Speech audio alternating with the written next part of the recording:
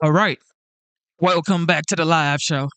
You know what time it is. It is your boy Genesis. It is currently 3:47 a.m. And of course, today's date is the 19th of June 2025.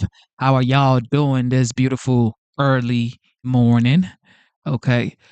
For the men that work nights, God bless y'all for tuning in because I get a lot of messages saying I work night shift and I'm watching your show. God bless y'all.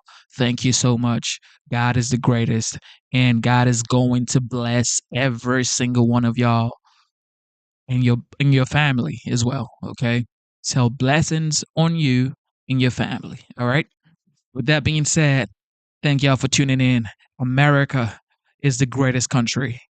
America is the greatest nation on earth. Okay, it is what it is. That's my belief. That's my opinions. Um, that is my opinion, and you don't have to believe it. Okay, you can have yours, but my opinion is America is the greatest country on the face of the earth. And with that being said, Trump salutes the American flag. So, couple of hours ago, the commander in chief President Donald J. Trump, the 45th, now the 47th President of the United States, he mounted 100 feet pole in the South Lawn on the other side, two 100-foot pole American flag. And to me, that is 1,000,000% patriotic. Okay, that is patriotic, ladies and gentlemen. That means you love America. You love the American people. You love the American culture. You love the American way. You love this land. You love the American flag. And they salute the American flag. So, a couple of things we're going to check out today before we check out. Okay. We're going to check out the OG, answer some questions. We're going to check out the 100-foot pole American flag in the White House, how it was mounted. And yeah, be respectful in the chat.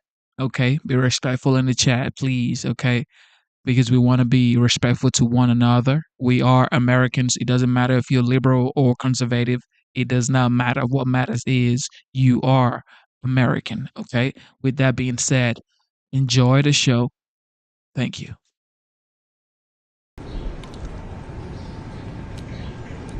So the White House opened about 1800, a little before that, just a tad.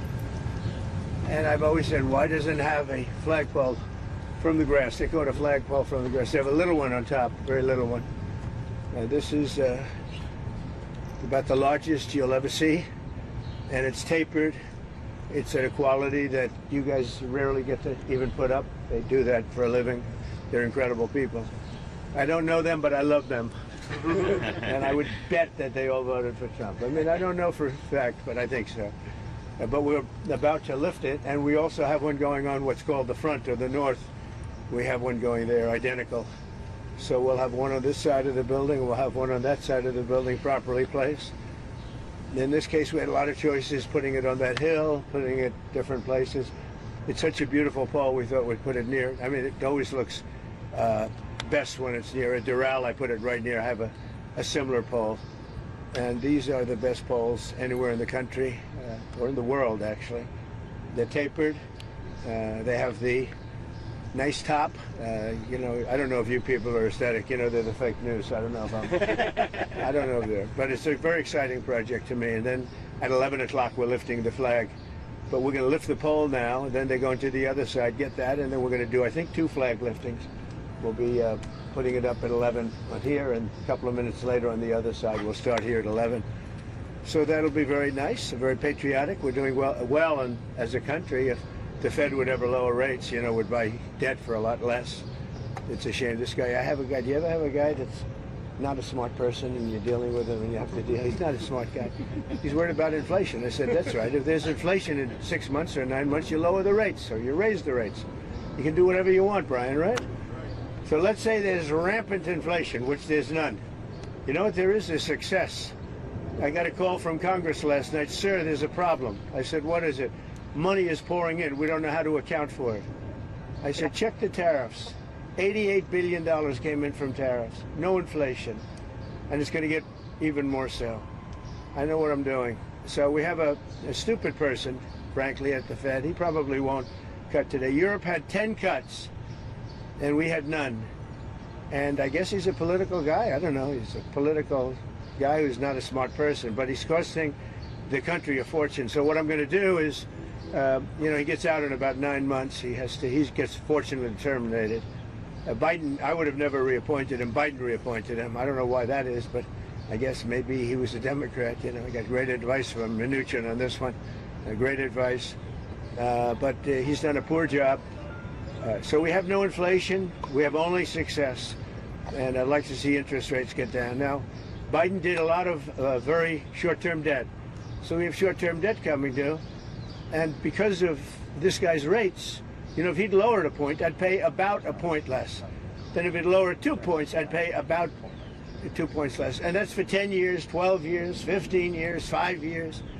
It's hundreds of billions. It's even trillions of dollars that we're going to lose because of this too late. I call him Too Late Powell because he's always too late. I mean, if you look at him, every time I did this, I was right 100%. He was wrong. Maybe I should go to the Fed. Am I allowed to appoint myself, Doug? I don't know. Am I allowed to appoint myself at the Fed? I do a much better job than these people. So anyway, we should be 2 points lower. It'd be nice to be 2.5 points lower. We'd be saving $800 billion, $700 billion. That's a lot of money. Think of it, for nothing, for absolutely nothing. We'd save $600, $700, $800 billion. We have, I think we're 38th now in interest, and we should be number one. We should be the lowest. But, and by the way, if he's worried about inflation, that's okay. I understand that. I don't think there's going to be any. So far, there hasn't. I mean, we have almost no inflation. We've done a great job. When I came in, we had a lot of inflation. We went through 4 years of the highest inflation in the history of our country with Sleepy Joe Biden. And Sleepy Joe. And he didn't know what the hell he was doing. And so we had the highest inflation we've ever had in the history of our country. And then it came down because when I got elected, it started dropping because people understood that I knew what I was doing. But now we have a man that just refuses to lower the Fed rate, just refuses to do it. And he's not a smart person. I don't even think he's that political. I think he hates me, but that's okay. He should. He should. I call him every name in the book, trying to get him to do something. I've been nice to him. I do it always. I don't know how to sell. I've been so nice to him, fellas, you wouldn't believe. Let's have dinner. Too late. I call him too late. Come on, too late. Let's have dinner. I do it every way in the book. I'm nasty. I'm nice. Nothing works. He's like just a stupid person. But I don't expect anything. Maybe he does a little bit, but we should be 2.5 points. Remember, Europe had 10 cuts. We had none. We're paying more rate, more interest than a lot of European nations that can't carry our suitcase. I'm going to be nice. It's another expression. You know what the other expression, can't carry you know what it is, but I shouldn't use it in front of the fake news. So it's very sad to see it, and what I'm going to do is I'm going to go very short term, like 6 months, 7 months, 8 months. Wait till this guy gets out, get the rates way down, and then go long term. Because we have a tremendous appetite for our debt, because our country is doing well. But think of it, I got a call from Congress 3 nights ago. Sir, we can't account for the money coming in. I said, that's a good problem. The bad problem is we don't have any money. They can't account. There's so much more money than we thought is coming into the Treasury. We don't know where it's coming from, sir. I said, check out the tariffs. He calls back about a day later. Wow. I think you were right. Yeah, I was right. That's nothing. You haven't seen anything yet. More importantly than the money coming in, we have factories being built, AI, auto factories. 2 of them stopped yesterday in Mexico, you read. And they're coming here because they don't want to pay the tariffs. They can't pay the tariffs. It doesn't work. So I just want to wish you a lot of luck with the new flagpole. We have 2 of them. And we're going to do this one now, then we're going to do the other one. 11 o'clock or so, we're going to have a flag raising, which will be great. And I got to get these guys back to work. They're making a fortune. They're standing around making a fortune.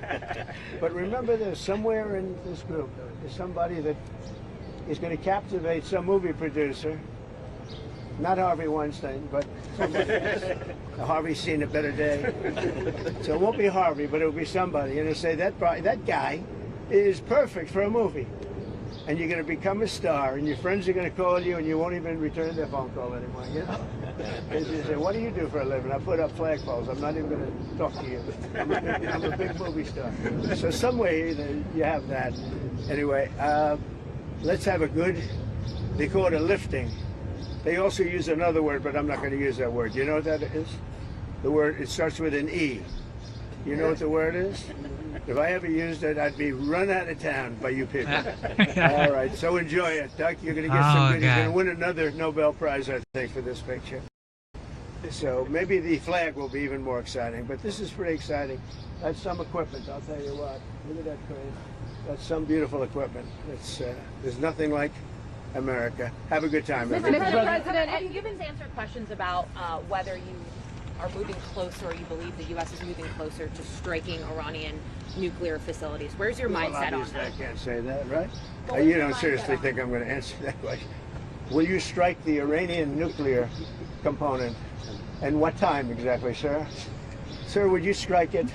Would you please inform us so we can be there and watch?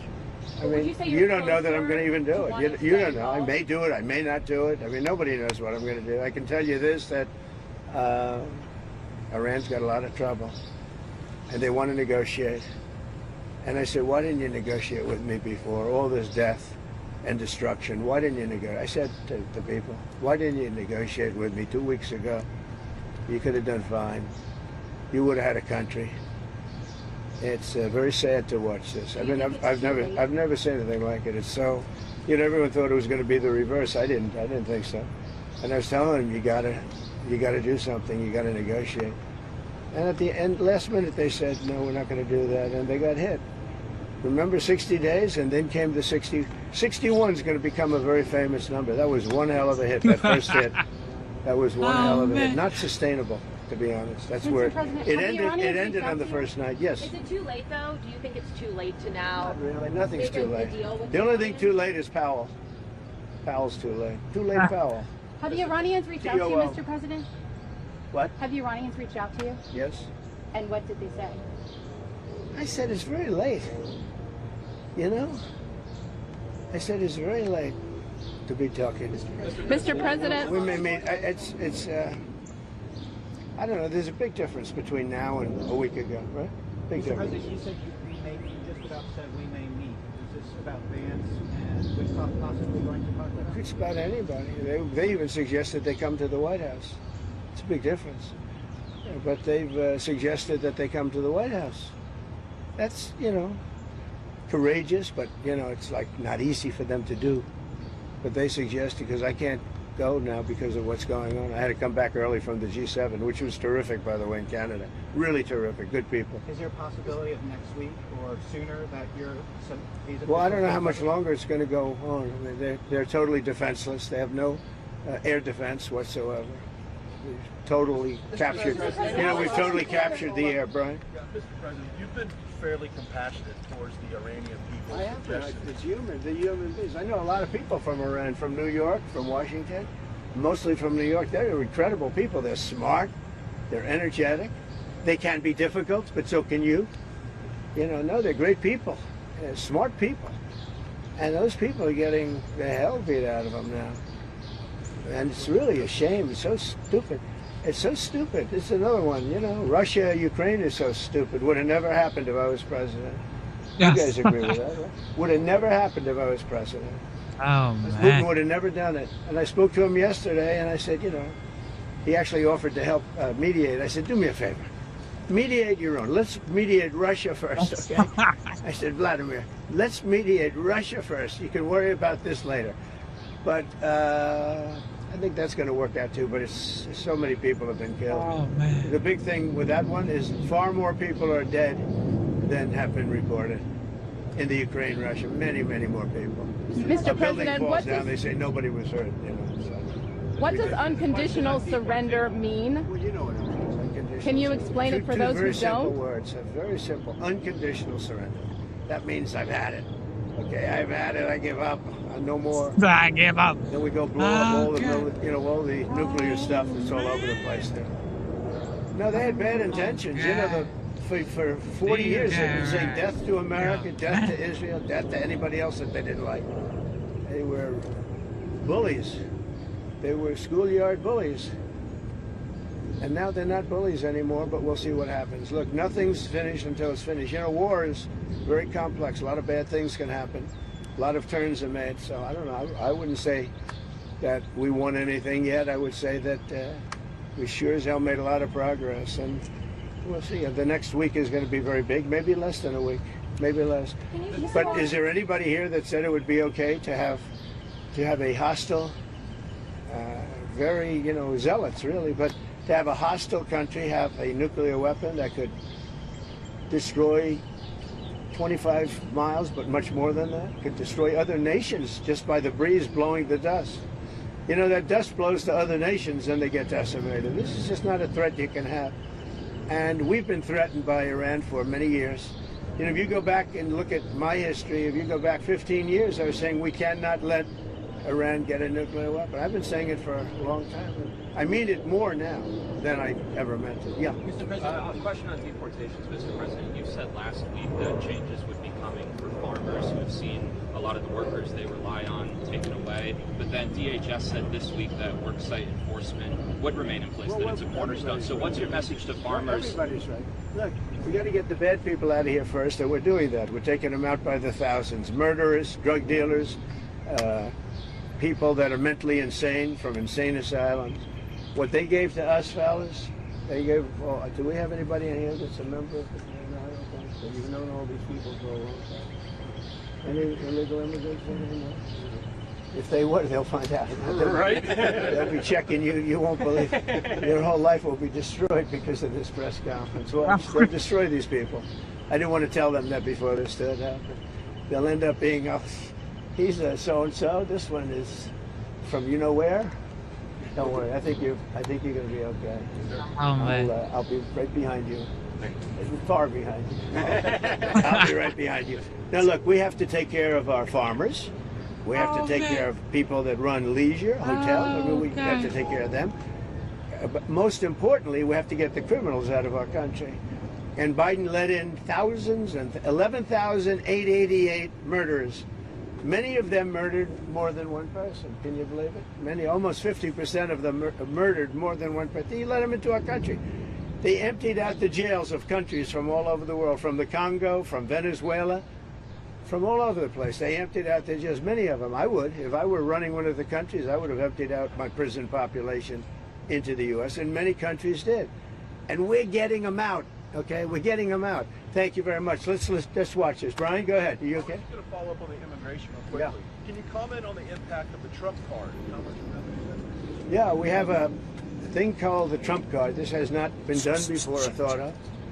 And for $5 million, this is usually people that would either be working for companies like Apple, I think is going to buy a lot of them, because they can't get people into the country. You know, if you come in through the southern border, you have no problem. You can be a criminal, you can be a drug dealer, and you have no problem. But if you go and graduate #1 in your class from a great school, you can't get a job because there's no access to getting it. You can't get a green card. So we're going to sell that to people, in some cases wealthy, in some cases not wealthy. They'll be paid for by universities. Look at Harvard. They got $53 billion. That whole thing is coming to an end. It's amazing what we found out. What a disgrace. They have $53 billion. We gave them 5, 6, and some people say it's as much as $9 billion over a short period of time. So that's very much coming to it. They want to make a deal more than, I would say Harvard wants to make a deal more than Iran wants to make a deal, and Iran wants to make a deal. But I mean, a lot of things are happening on a lot of fronts, Brian. A lot of good things are happening. And frankly, you know, it's a little bit of a as we used to say liberal, now they say progressive. I use the word liberal. Progressive's too nice a word because they're destroying the country. They're really destroying these liberal politicians are destroying our country. Look what they've done during Biden's 4 years. I mean, we're working on, so much of our effort goes to getting people out of the country that should have never been here in the first place. What he's done to this country, it's not him. He had no idea what was going on. Everybody knows that. It's other people.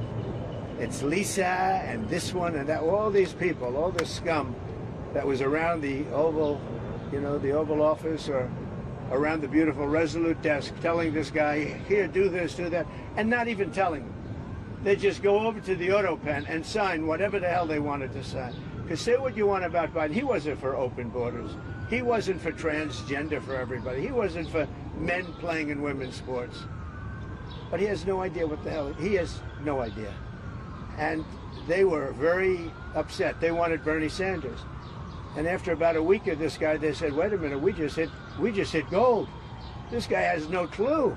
He'll do anything we tell him. And then they realized they don't even have to get permission. They just go up to the auto pen. That's a subversion. That's a takeover of our government. And you people ought to start looking at it. That's a takeover. Not only did they cheat, I guess you saw yesterday came out with China and the license plates. Tens of thousands of cards. They used those cards to vote on the second election, my second, the one 2020. Because as everybody here knows, I won that election by a lot. But the only good thing I can say is this is a much more historic term than I think I could have had as a second term. This is a much more historic election. And now we're going to put up a beautiful flagpole and we're going to put up a flag. And I hope you enjoy it. And let's see how real people work. These are real people. You're not real people. Your job is too easy. Okay? Last one on the round, Mr. President. How tall is the flagpole? Close to 100 feet. Real quick from Pakistan, sir. You have a meeting today with the Pakistani Army Chief of Staff. What are you looking forward to achieving diplomatically? Well, I stopped a war between Pakistan. I love Pakistan. I think Modi is a fantastic man. I spoke to him last night. We're going to make a trade deal with Modi of India. But I stopped the war between Pakistan and India. This man was extremely influential in stopping it from the Pakistan side, Modi from the India side, and others. And they were going at it, and they're both nuclear countries. I got it stopped. I don't think I had one story. Did I have one story written about it? I stopped the war between two major nations, major nuclear nations. I don't think I had a story written about it, but that's okay. You know why? The people know. The people know. Mr. President. Did anybody write that story about the war? Did anybody? Did you write it? We wrote one. We all wrote it. Did you write it? We, just one more on the You round, wrote Mr. it. President. When does your patience run out with? They didn't write nothing. Look at it. No, we put it so that Marine One is very far away. We did it in conjunction with the Air Force, with everybody, and everybody signed off on it. We have to have it far away. It's very far from Marine One's out there. It's out in the field. So you have to have a certain distance. We're about 3 times that distance. Okay? Thank you very much, everybody. Thank you, Prime Minister Netanyahu. Thank you, Press. About getting involved. Thank you, Press. Get back.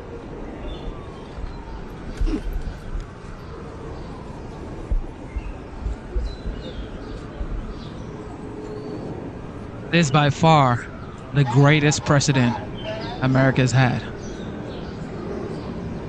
Look at this guy. Working hard.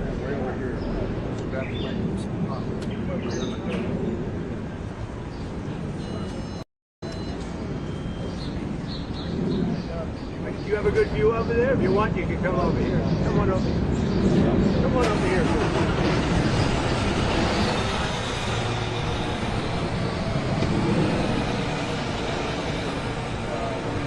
Uh-oh. Did you?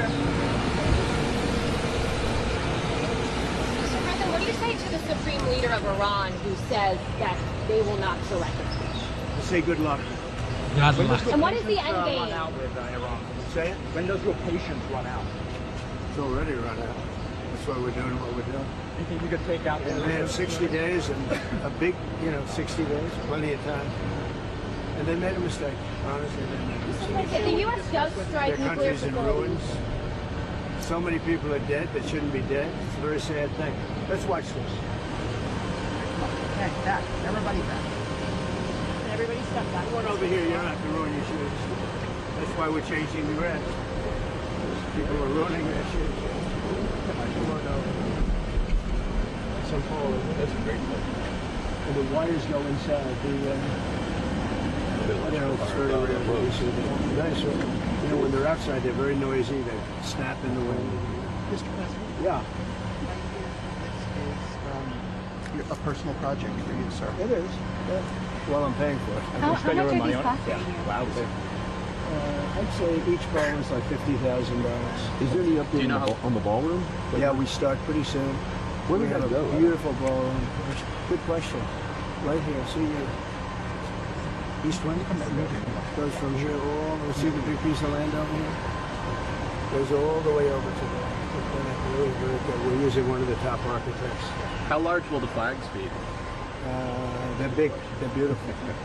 They're big. Mr. President, do you still intend to go to NATO? Yeah, I'll be game. Think so. Amazing equipment, isn't it? When you think, huh? What we have? hardworking What they people of what they America. do, the mind, what they can develop. No, look, they don't know what we're doing. They don't know it's tough, it's easy. They just want to put up flags and go to work. These are great workers. What gave you the idea to do this? I've had it for a long time. The first time I had it, but you know, you guys were after me. I said I had to focus. I was the hunted, and now I'm the hunter. It's a big difference. Big Nice to be difference. the hunter. But he was the same no matter what. Yeah, it is surprising that out of all the presidents we've had, that this has never taken place. Look at it. It's crazy. Look, there's a little flagpole that's like 15 Yeah, feet and high. no one A can little see. tiny flag up top. This is the real deal. This is the best you can get. There's nothing like this. You know, most of them are 20 feet, 25 feet. This is close to 100 feet. And I think it's a great location, too. You know, you put it out there, people don't appreciate Yeah, it. that's true. And then we're going to do a flower bed around it, beautiful flower bed. Oh, bigger, that open bigger spot than is? that. Oh, okay. So you have the pole and then you have the When are you going to come out here to hit some golf balls? When you find time in your schedule. 35 club championships. You all know I know that. 35 club championships. I haven't hit a ball in 35 club champions. 3 weeks, 4 weeks. Time to get out there. It's time to get a little busy. Would you rather have me be doing what I'm doing now? I think, Of course. in the end. See the way they have that hoisted, it's great. Wow. Because if you lift it up from one, you have to lift it from the bottom, but you have to get it there. But if you lifted it from without that, the whole thing would split So interesting. because it's in big sections. And they connect so incredibly. Mr. President, while we're watching, could I ask, when was the last time you spoke with Governor Newsom? The phone call that he said I didn't make, that I documented. Did you see that? I haven't spoken to They him. showed I the know, screenshot. it's a screenshot. That was the last time? That was the last. Any changes to the troops being deployed there? No, I won the case yesterday. I didn't read that I won it because I don't think anybody wrote it. They only write if I use it. Mr. President, Did you notice I won the case? Ninth Circuit. You know what's interesting here is that when it goes in, they then put sand inside. And if they use dirt or anything else other than sand, it rots out the pole over a period of years. But sand, for some reason, chemically just works. It gives you flexibility, and it doesn't do anything to the cast. It's amazing. So watch that's 9 feet deep, and then, boy, it's it's a perfect pole for Oh, this. so it's going 9 feet down. It goes 9 feet Okay. down. And then there's nothing in there right now.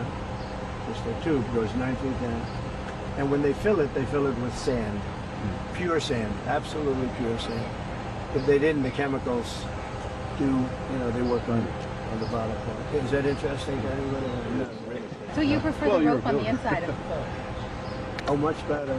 First of all, it looks better. I mean, I've never seen it on this. This is the newest and the greatest. I've never seen it at Mar-a-Lago. I have a similar pole, not quite as tall as this, but the rope's on the outside, and you hear that rope banging. Playing all the time. What's that little thing sticking up out of the top? It's the little thing sticking out. The What is ball? that? Yeah, the bar. Finial. Like The little pin. Oh, I see. That's so they can hook up the ropes. They put the rope in later. Sometimes you see an eagle on top of the flagpoles. I like this better. This is a little more classy. Mr. I'm a big eagle person, as you probably know, but this looks better. Mr. President, can you share some of what you've told Israeli Prime Minister Benjamin Netanyahu? How is it gonna tell? Keep going. What do I say? Have you given him any I speak to him every day. He's a good man, doing a lot. Been very unfairly treated by his country, I think. Very unfairly treated. Have you given him any indication that you may seek to aid them more than you have already? No, I haven't done that. So far, he's done a good job. He has been treated very unfairly by his country. You know, he's a wartime president, and he's going through this nonsense. It's ridiculous. It seems like you agree with him that... With who?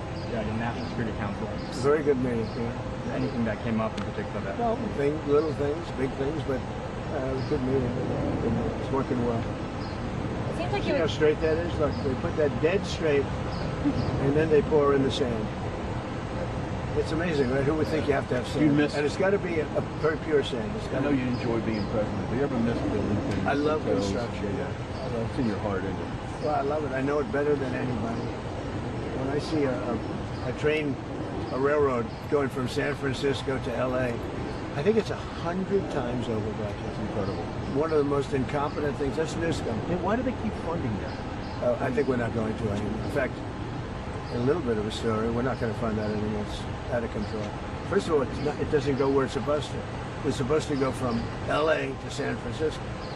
Now, because they don't have any money, they've spent, 30, 40 times more than it was supposed to spend. And they made it much shorter because it no longer goes into the cities. It stops miles outside of the cities. Because if you were a builder and you went 34 times over the budget, you would be fired, right? If you went a half a time over the budget. So see what they're doing? They're unwrapping the sand. It's all pure sand. Along those lines, And if it weren't pure sand, it would eat away at the metal. Mr. President, with the rail funding in California, will your recent dust-ups with Governor Newsom impact additional wildfire relief out there? They've requested $40 billion. Sure, maybe. The man's incompetent. He shouldn't have fires like that. You clean the floor of your forest, and you won't have any forest fires. You know, Shout out to the GOAT one more time, man. Shout out to the GOAT, Dr. Luke. He says Trump doesn't look worried one little bit. He doesn't look worried. Y'all remember yesterday when Iran said they were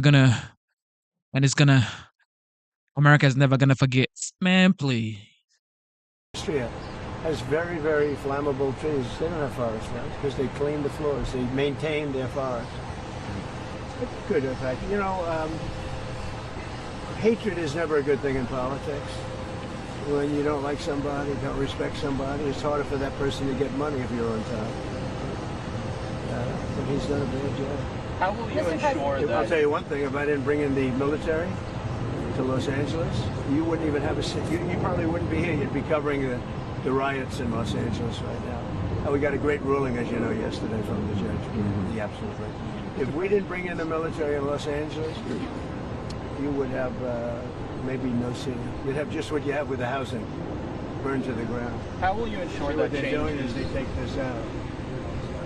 With the ruling Mr. President, it seems like you agree with Israeli Prime Minister Benjamin Netanyahu. Yeah, well, with the ruling yesterday, does that mean you're more empowered to send National Guard to other cities as well, maybe New York? I don't think more empowered. I always thought I was empowered. It would be shocking, really.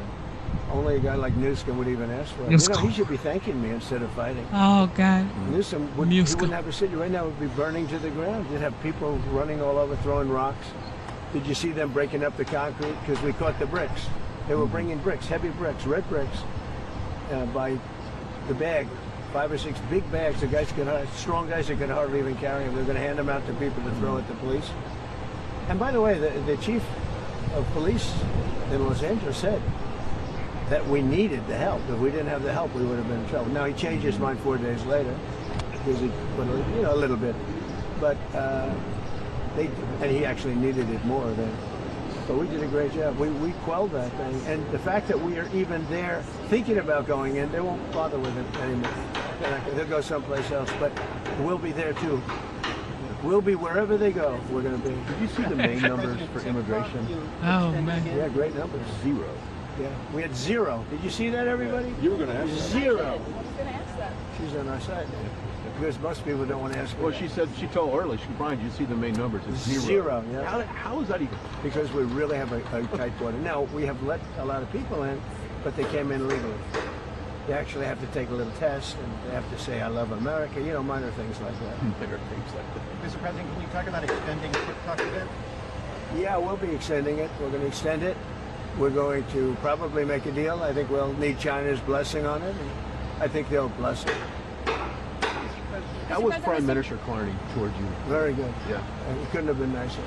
We enjoyed the Canada stay a lot, and you know, I had to come back obviously for what's happening in the Middle East, but I got everything done. He's a good man. I think Carney's a good man. Very well, a good representative of Canada. You think he's liked by the people? I think so. Yeah. Mr. President, have you given the Iranians an ultimatum? You could say so. They know what's happening. Maybe you could call it the ultimate ultimatum, right? What essentially was that, though? What do you mean? I don't want to say it. Look, I mean, give me a break.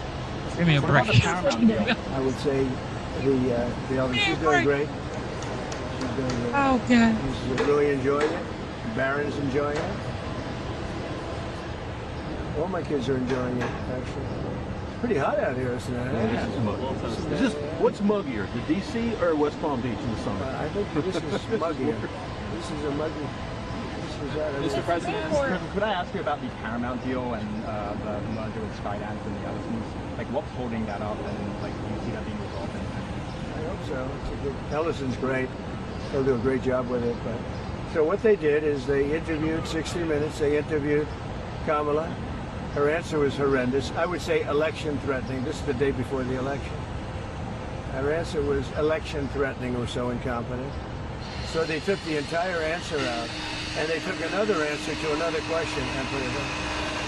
And they did that, I understand, a number of times, but you don't have to do it a number of times. The main question they asked, and we caught them. And they're very embarrassed by it, and they're working on a settlement now. But think of it, did you ever hear that one before? They took the entire, every word, threw it out, put another answer. You think they do that for me? I think it happens daily. Mr. President? Well, I've never seen it. I thought I've seen everything. That I've never seen. And it's very embarrassing. The head of 60 Minutes got fired. The head of CBS got fired. They're all getting fired. But do you think that See what they're doing here? What are they doing? This is only if you're in construction. This is exciting. See, they have to get it perfectly straight. And once it's perfect, then they pour in the sand, and it's there for 100 years. Mr. President, as the Senate works on the big, beautiful bill, it seems like SALT is going to be a really big issue between Senate Republicans and House Republicans. So what are you telling senators? Because the New York Republicans on the House side are making clear that that's a red line for them. Well, if it were a red line, then get ready for a 68% tax increase in 1929, because we're taking care of that issue too. You know what that is? That's debt ceiling. The debt ceiling, we have to move the debt. And if we don't move the debt, it's you violate covenants. It's a terrible thing. Actually, Pocahontas even agreed with me on that. She's been wanting to get rid of the debt ceiling because she said it's too violent. It is violent. So I mean, anybody that votes against it, they voted to give a 68% tax increase, and many other bets. There would be no money for the border. You know, we have billions of dollars allocated to immigration, the border, keeping criminals out, getting criminals out too. If that doesn't pass, you'll get a 68% tax increase. And I would say this, any senator that votes against it, and that includes Democrats, I think they'll be finished in politics. On SALT specifically, do you think Senate Republicans or House Republicans will have to bend more in order to get the bill at large? I don't know. We're going to see how it works out. It's a very difficult issue, to be honest with you. It's very difficult, and I understand both sides, but we'll just have to see. Hopefully a compromise or something's going to be made, but it's a very difficult issue. But remember that, people say, what do you think? 68% tax, so all those numbers I told you, how well the economy is doing, it all gets wiped out. You'd have the largest tax increase in history by far, by 3 times. if they don't get the big, beautiful deal. I always say the great, big, beautiful deal. I put the word great in there. They took that out. It's going to be great, big. If we get that passed, it'll be the best, one of the greatest pieces. And that's just the beginning of a lot of things that are going to happen. Because we're going to get numbers down. We're going to get them way down. But that's the beginning. That's our big first step. But it's the most important piece of legislation. In terms of dollar value and everything else, there's nothing as big as that. Speaking of they thought that might be 7 or 8 bills. It's all in one. Speaking of taxes, starting in July 1st, California's upping their tax on gasoline again per gallon. I mean, that's... Well, I beat the California mandate. Congress just passed a bill ending it. That was terrible. So what they were saying, everybody by 2030 has to have an electric car. People don't want it. I'm all for electric cars, but you have to want one. And right now it's about 7%. But they were forcing everybody to have it. I ended that. And now they're coming out with more. No, in California, we've got some gas stations where just 2 weeks ago, it was $1.98, $1.99. We've got the gas down below. Then we have this little situation which will drive it up a little bit, but very little. And it's going to come down again. Going to give people a lot of extra money. Groceries are down. Eggs are down. The eggs. Right? They hit me the first Eggs are down. Eggs. Eggs. But no, I think that eggs. I need to eat some eggs. I do whenever they talk about Gavin Newsom, I say, look at the railroad. Look at the railroad. It's not even possible. Do you think he comes out and sees the construction workers? I don't think so. I don't think he put an American flag in front of the Capitol in Sacramento either. Mr. President, some of your supporters are split on the U.S. response to... Who are you with? CNN.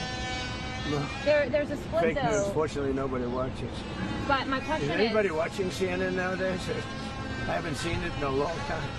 But some of your supporters are wary of the U.S. getting involved in another foreign law, and some believe that we should support. Do you ever ask a positive question? No, they don't. My supporters are more in love with me today, and I'm in love with them more than they were even at election time, where we had a total.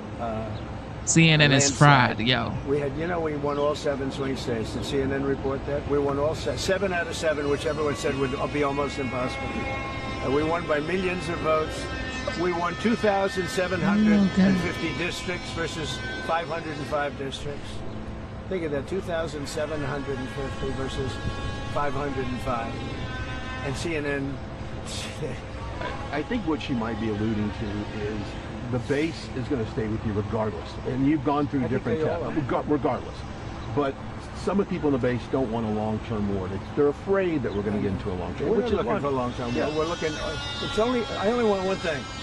Iran cannot have a nuclear weapon. That's it. I'm not looking long-term, short-term. And I've been saying that for 20 years. I've been saying it as a civilian who got a lot of publicity. People would cover it.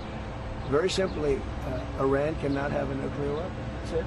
It's not a question of anything else. And if you did, you wouldn't have much of a country, because they would use it on us and they'd use it on other people, and they'd be a terror all over the world. So I may have some people that are a little bit unhappy now, but I have some people that are very happy, and I have people outside of the base that can't believe that this is happening. They're so happy. And there was a poll that just came out today that my approval rating's the highest it's ever been. All I'm doing is saying you can't have a nuclear weapon. And I tried to do it nicely, and then on day 61 I said, let's go, because we can't let that happen. And I've been saying it for 20 years. But, okay, I'm going to leave. Thank you very much. Thank you, Mr. President. Thank you, guys.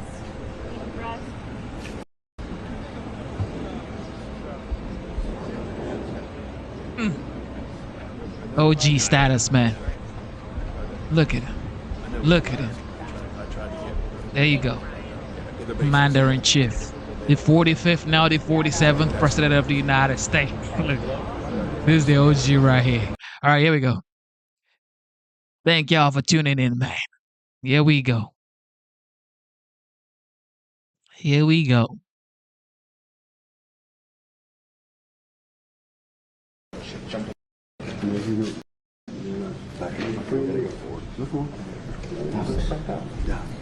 Well, thank you very much. We have a great team behind us. Juventus of Italy, and a friend of mine is the owner of the team. He's a fantastic business person, a young guy, and I think it's got the longest string of ownership of just about any sports franchise, but it does have the record in soccer. It's John Elkman. I think you know John Elkman is a man that has done a fantastic job in the automobile industry, comes from a lineage of winners.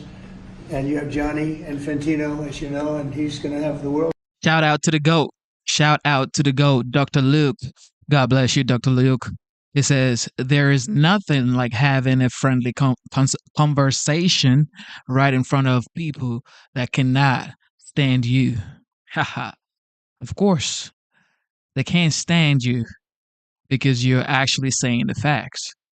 And we're just having a friendly conversation, just like the GOAT said. This is a friendly conversation. You don't have to.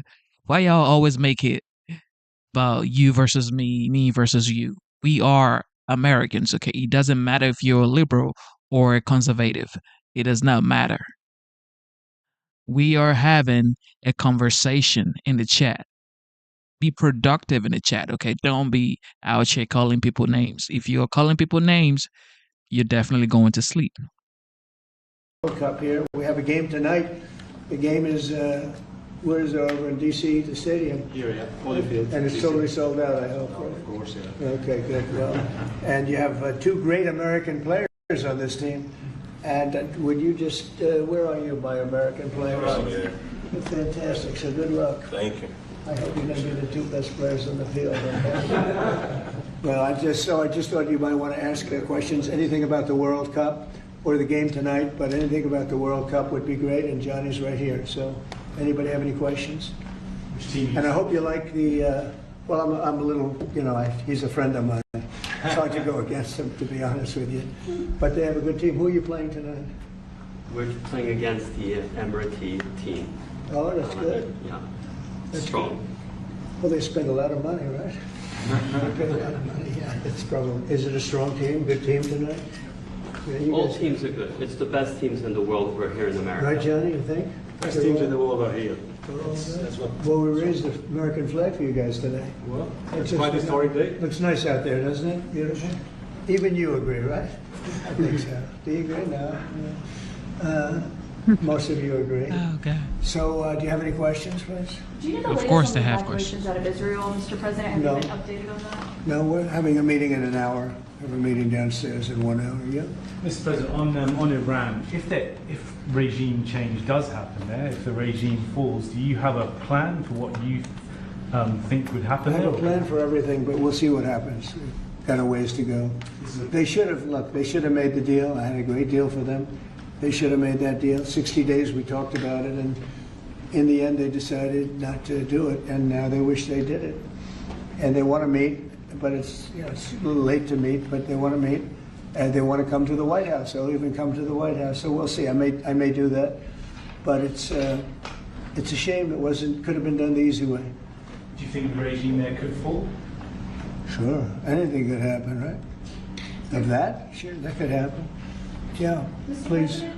President, the Senate Judiciary Committee is holding a hearing on who exactly was running the White House under Joe Biden. Who do you think that was? I think the auto pen ran the White House. You know, we have an auto pen president before me. I think it's one of the greatest scandals in the history of this country, one of the biggest scandals. He wasn't making a decision. He was never for open borders where people came in from all over the world, from prisons and gangs and drug dealers and all of that, the mentally insane. He was never for that. He was never for open borders, and he was never for, if you think, he was never for transgender for everybody, or men playing in women's sports. You know, he was never for that. Have you ever had women? Could a woman make your team, fellas? Tell me. You think? You're being nice. What do you think? Think a woman could make the team? General managers, what do you think? Difficult. You don't say it. Close. We have a very good women's team now. You do have, right? Yeah. But they should be playing with women, right? You know, it's one of those things. One of those things. See, they're very diplomatic. As you're making your decision on Iran, obviously there's been a change from when you were pursuing a diplomatic negotiation. Yeah. Now you seem very open to the idea of potentially taking U.S. action. Obviously you're not going to tell us that. Can you walk us through what contributed to that change, how you got to where you are in making your decision now? Well, I think it started the first night. I mean, you know, that first night was devastating. And it really knocked the one side off, as you know. It was a devastating evening, day. And it's pretty much proceeded that way. I have a meeting in the war room in a little while, situation room, as some people call it. So we're going to meet. We're going to see. We're in the midst of it's a terrible thing. I hate to see it. I hate to see all that death, so much death and destruction. But death primarily is what I hate to see. Does that mean you haven't made a decision yet on what to do? I have ideas as to what to do, but I haven't made a final. I like to make the final decision 1 second before it's due, you know, because things change. I mean, especially with war, things change with war. It can go from one extreme to the other. War is very bad. There was no reason for this to be a war. There was no reason for Russia, Ukraine. A lot of wars there was no reason for. You know? You look right up there, I don't know, see the Declaration of Independence, and I say, I wonder if the Civil War, always seemed to me maybe that could have been solved without losing 600,000 plus people. So a lot of, it's very sad to see. It's very sad to see what's happening. But with that being said, I would say right now, Israel, from the standpoint of winning a war, is doing pretty well. Yeah, please. Mr. President, in your meeting today with the Chief of Staff of the Pakistani Army, did you talk about Iran? Did that come up? Is there anything you can share from that meeting? Well, they know Iran very well, better than most. And they're not happy about anything. It's not that they're bad with Israel. They know them both, actually, but they probably, maybe they know Iran better. But they see what's going on, and he agreed with me. The reason I had him here, I wanted to thank him for not going into the war, just, ending the war. And I want to thank, as you know, Prime Minister Modi just left, just a little while ago, just left. And we're working a trade deal with India. We're working a trade deal with Pakistan. And they were both here. But I was with Modi a few weeks ago. He was here, actually. But now we speak to him. And I'm so happy. There was a deal that two smart people, plus, they have people on their staff too, but two very smart people decided not to keep going with that war. That could have been a nuclear war. Those are two nuclear powers, big ones, big nuclear powers, and they decided that. So I was honored to meet him today. And if I can, Mr. sir, and for anyone who may want to answer, how has the travel bans from certain countries affected fans maybe coming in for the games, or is that not a consideration? Johnny, go ahead. Yeah, no, it's not a concern for us. For the games now in the Club World Cup, everything has been done in a very smooth way. We have an excellent collaboration, of course, with the president, but with the task force in particular. For next year, the World Cup, we have one more year to work, and the learnings that we have this year with the Club World Cup, which is historic, I say this to all the Americans, because it's the first ever Club World Cup, and it's played in the United States of America. So the learnings we'll have for this will apply them next year. And they're largely sold out, so I don't know. I don't think he's too worried about the travel ban. He doesn't know what the travel ban is, I don't think. Johnny, tell me what the travel ban is. He doesn't know what it is. He's largely sold out. Like tonight is totally. I've had friends, they heard about this meeting. They said, can you give me tickets? I don't know if I can get tickets. He won't give them to me. We can speak. Maybe John will give them to me.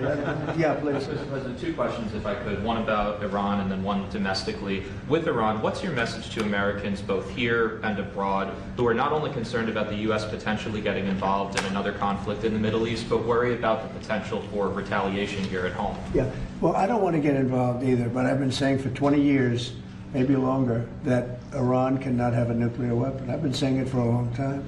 And I think they were a few weeks away from having one.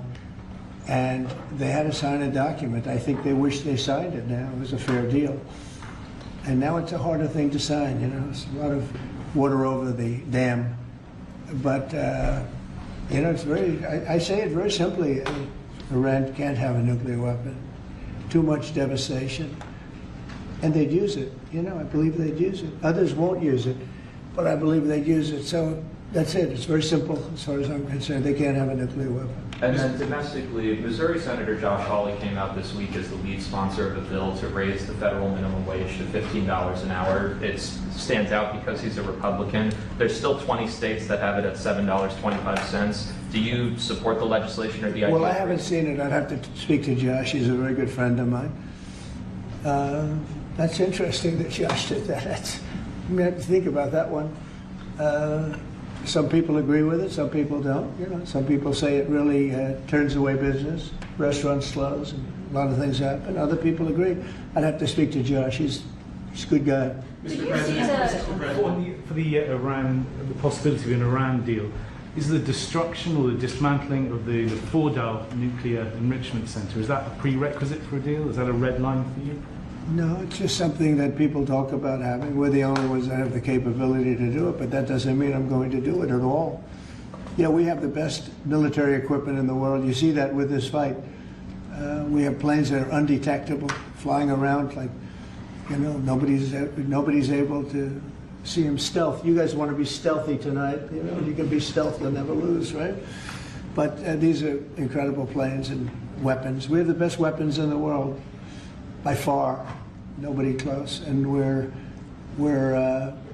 I mean, certain countries take advantage of that. Israel has incredible weaponry.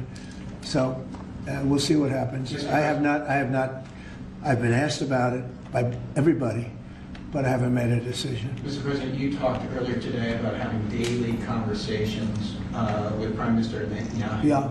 How have those conversations weighed on you in terms of getting more involved? You've been lobbying for the U.S. to get more involved. Has that had an impact in kind of your evolution, sir? Look, we talk, and I'd like to see everything done. I would have preferred having just an agreement, a strong agreement, you know, verifiable agreement. But it was such a shame. They were so close. You know, Iran was very close to signing what would have been a very good agreement for them. And maybe that could still happen, I guess. You know, they do want to come and see us. They want to see me in the White House. That's a big statement. But it's very late. Is it enough of a statement to hold off getting involved? We're going to see what happens. Look, we're going to see what happens. Ending it as soon as you can would be good. Have you closed the door on meeting with them? No. Okay, so it's still open to them coming here in your eyes. I mean, they asked if they could come. We'll see if that happens. It's not that easy for them to come. They can't get out. You know, they're in Iran, and in one case, the guy wanted to come so badly, but he can't get out because there's bombs dropping all over the place. Have you seen the Tucker Carlson, Senator Ted Cruz interview? It seems like this issue on whether or not the United States should strike is kind of dividing a lot of your supporters. No, my supporters are for me. My supporters are America first. They make America great again. My supporters don't want to see Iran have a nuclear weapon. Tucker's a nice guy. He called and apologized the other day because he thought he said things that were a little bit too strong, and I appreciated that. And Ted Cruz is a nice guy. I mean, he's been with me for a long time. I'd say once the race was over, he's been with me ever since, right? But very simple. If they think that it's okay for Iran to have a nuclear weapon, then they should oppose me. But nobody thinks it's okay. People that don't want, I don't want to fight either. I'm not looking to fight. But if it's a choice between fighting and them having a nuclear weapon, you have to do what you have to do. Maybe we won't have to fight. Don't forget, we haven't been fighting. We add a certain amount of genius to everything, but we haven't been fighting at all. Israel's done a very good job of that. But we'll see what happens. The bottom line is they can't have nuclear. And if I can't imagine that Ted Cruz said it's okay for Iran to have nuclear, including Tucker. I don't think Tucker says it's okay. The problem is then they get themselves into a thing. They don't want them to have nuclear, but then they say, well, we don't want to fight. Well, you're going to have to make a choice because it's possible that you're going to have to fight for them not to have nuclear.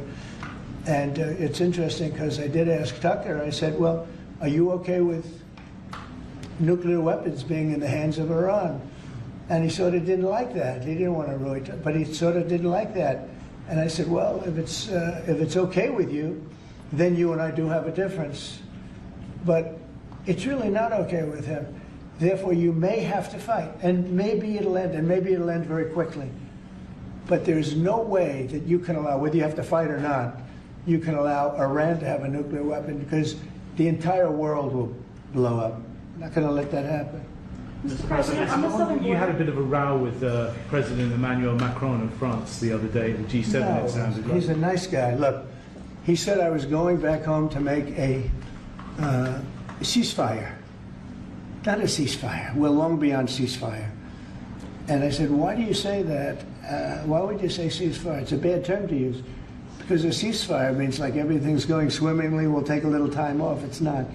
We're not looking for a ceasefire. We're looking for a total, complete victory. Again, you know what the victory is. No nuclear weapon. Mr. President. So I thought it was a very badly worded statement by him, and obviously I let him know that. On the southern border, you've had record low numbers for the month of May, 95 apprehensions, 0 releases, compared to that of the previous administration exactly a year ago, more than 60,000 releases. What do you attribute that success to? I like you. Who are you with? Turning Point USA, sir. Well, they're very good. Turning Point, Charlie, very good. That's what I call a good question, fellas. 1 out of 10, John. 1 out of 10, but that's a really good question. No, we had record good numbers on the border. And people are coming in, but they have to come in legally. Like some of these guys behind me, they have to come in legally. And if they come in legally, we want them. They have to say they love America, they love our country. And if they can't say that, we don't want them. Thank you very much. Very nice. Thank you very much, everybody. Thank you, press. Thank you. Thank you, guys. Thank you, guys. Thank you. Thanks. Thank you. Thank you, Mr. The most transparent president in American history, right there. First, let's go right to Mike Tobin with the latest on the ground in Tel Aviv. Mike. Hey there, Todd. The Iranian ballistic missile attacks continued here in central Israel overnight. There were 2 separate attacks that came just after midnight local time that caused people here in Tel Aviv in particular to scramble for the bomb shelters. The missile defense systems did their jobs. Multiple explosions in the skies over Tel Aviv. Several missiles did reach the ground. A parking lot was hit. No reports of injury. Israeli warplanes were active last night. The IDF says some 50 fighter jets took to the air and hit some 20 targets in Iran overnight. The targets include sites that produce raw materials and components for missiles. Israel sent warnings into southwest Tehran for people to evacuate before targets were struck there. We've struck deep, hitting Iran's nuclear, ballistic, and command capabilities. The Iranian regime has spent years getting closer to a nuclear weapon. They have spent billions building a ballistic missile program. Our mission is clear: to remove the threat at its source.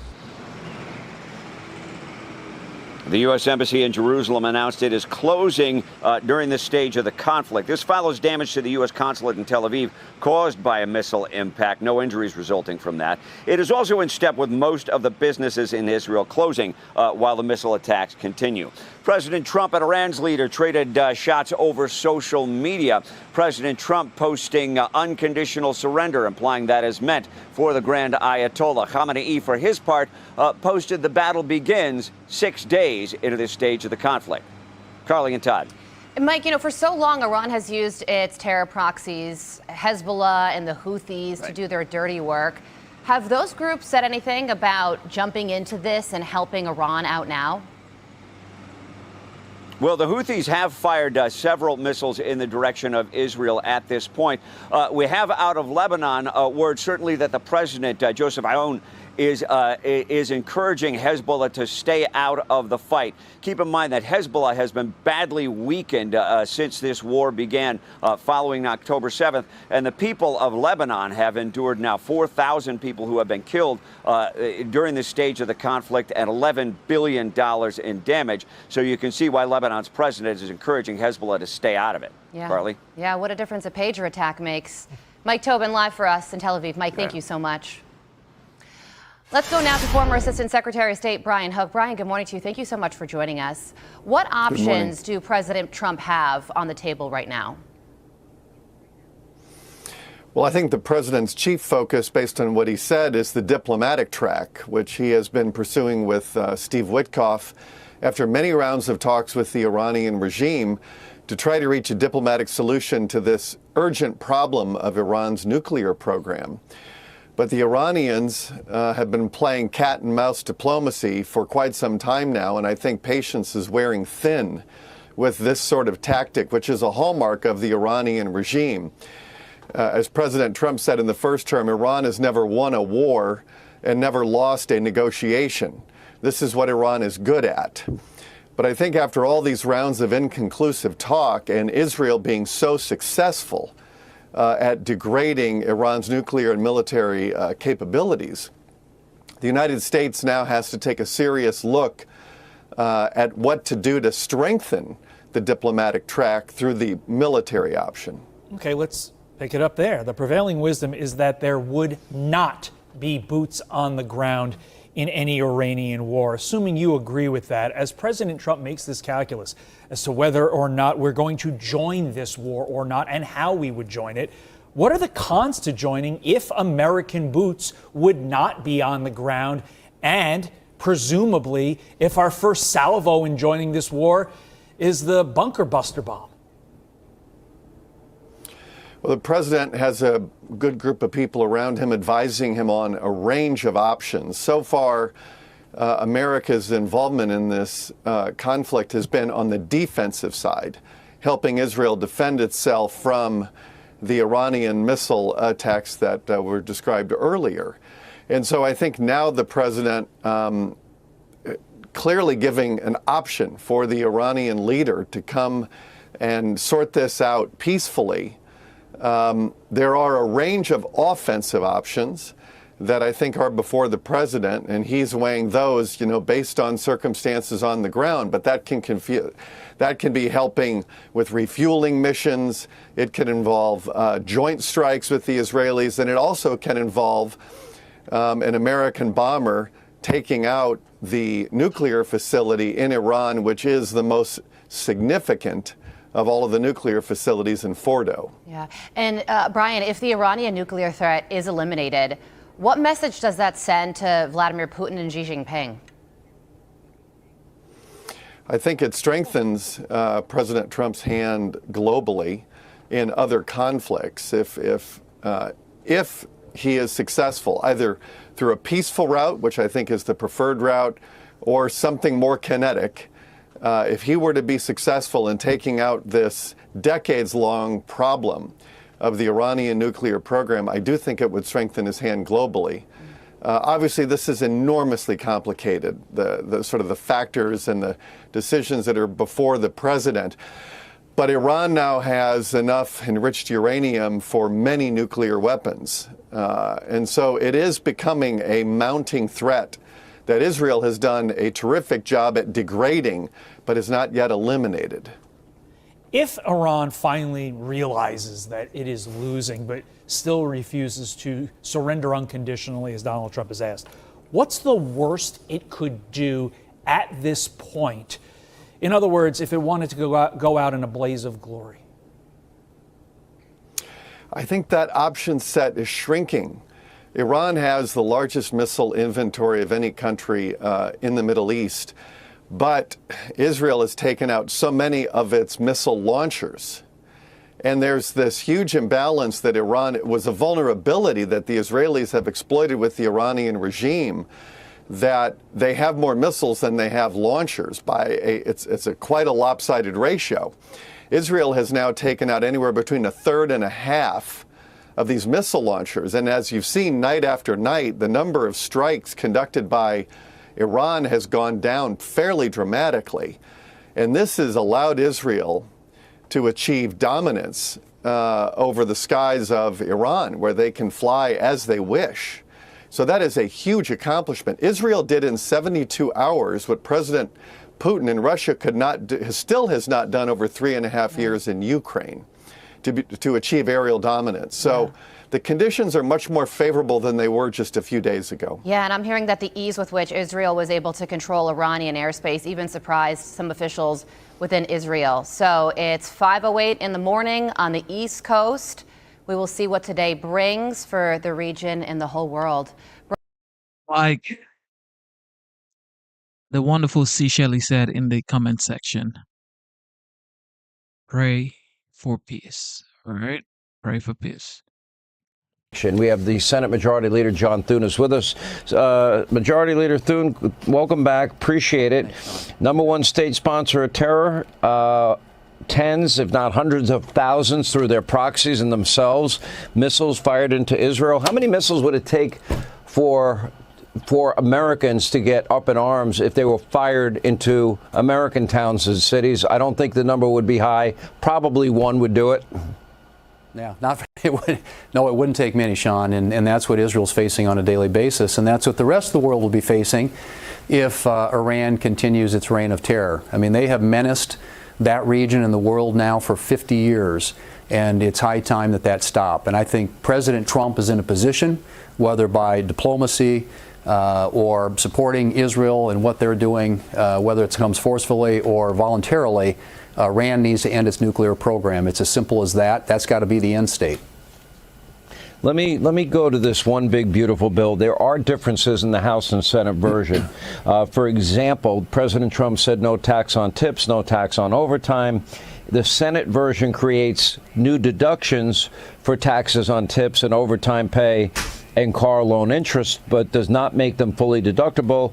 Tips are up to $25,000 through 2028. Overtime up to $12,500 through 2028, or $25,000 for joint filers. I would imagine there's going to be, in conference, some tension over that. Your thoughts? Well, look, I think, Sean, on all those are the president's priorities. They were incorporated in the House bill. We incorporated them in the Senate bill. We've got draft text out there. Obviously, we think that there's some income, putting some income limitations on those things doesn't affect the amount that most people are going to benefit from. I mean, if you're making $1 million in tips, then yeah, maybe.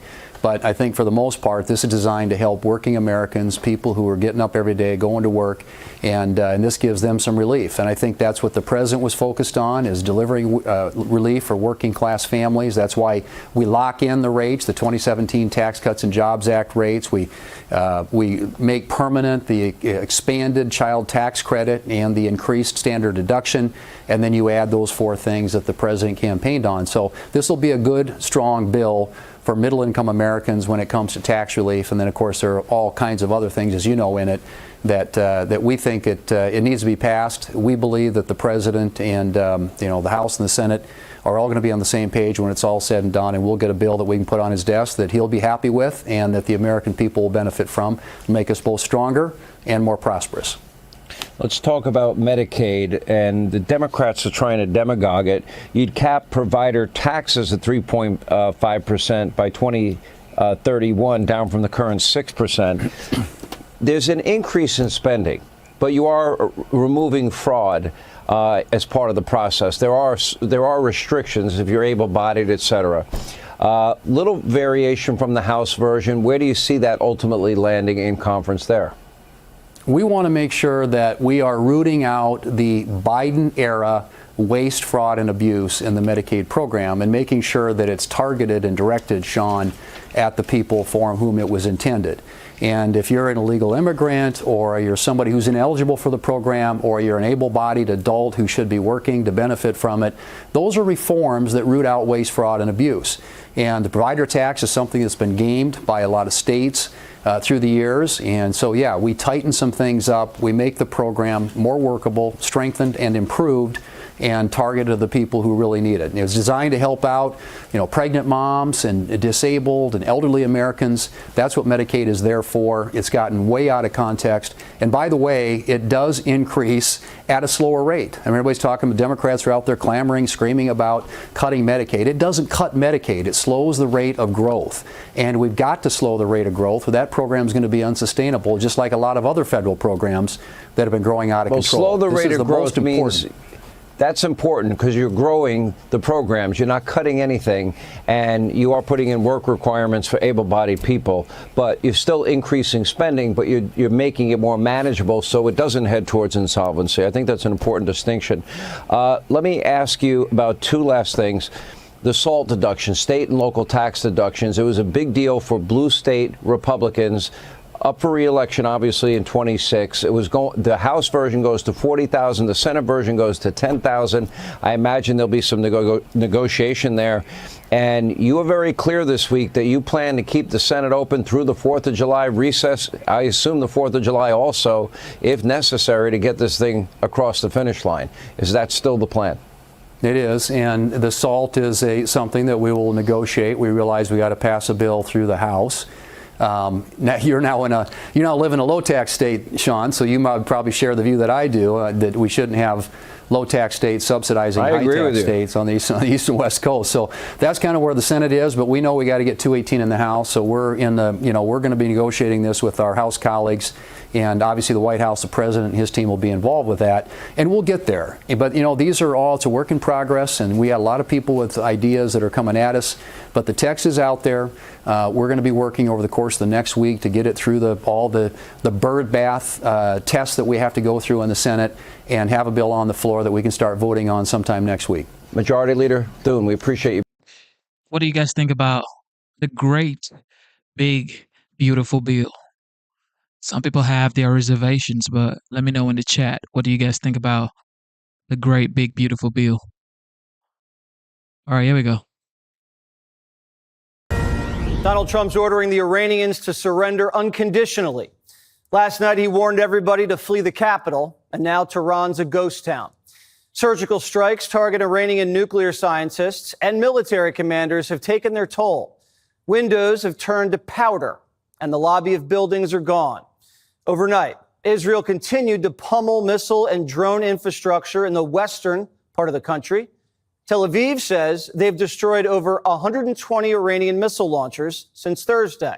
That's about 40% of their missile capacity. They also took out Iran's top general early this morning.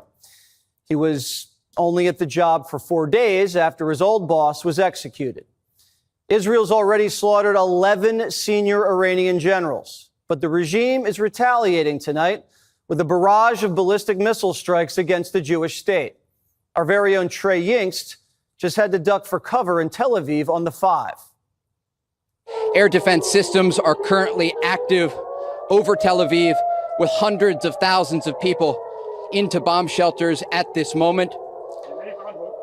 Unhook. Get off. All right, we're going to move. Okay, stay with us. Stay with us. Stay with us. Keep moving, keep moving, keep moving, keep moving. The IDF says 80 to 90% of Iran's missiles are being intercepted by the Iron Dome and by U.S. missile defense systems in the region. And they have something up their sleeve. Israel says the Beeper operation will seem simple compared to what it has in store next. The Israeli ambassador is promising a number of surprises when the dust settles within the next 24 hours. Netanyahu still isn't ruling out an assassination strike against the Ayatollah.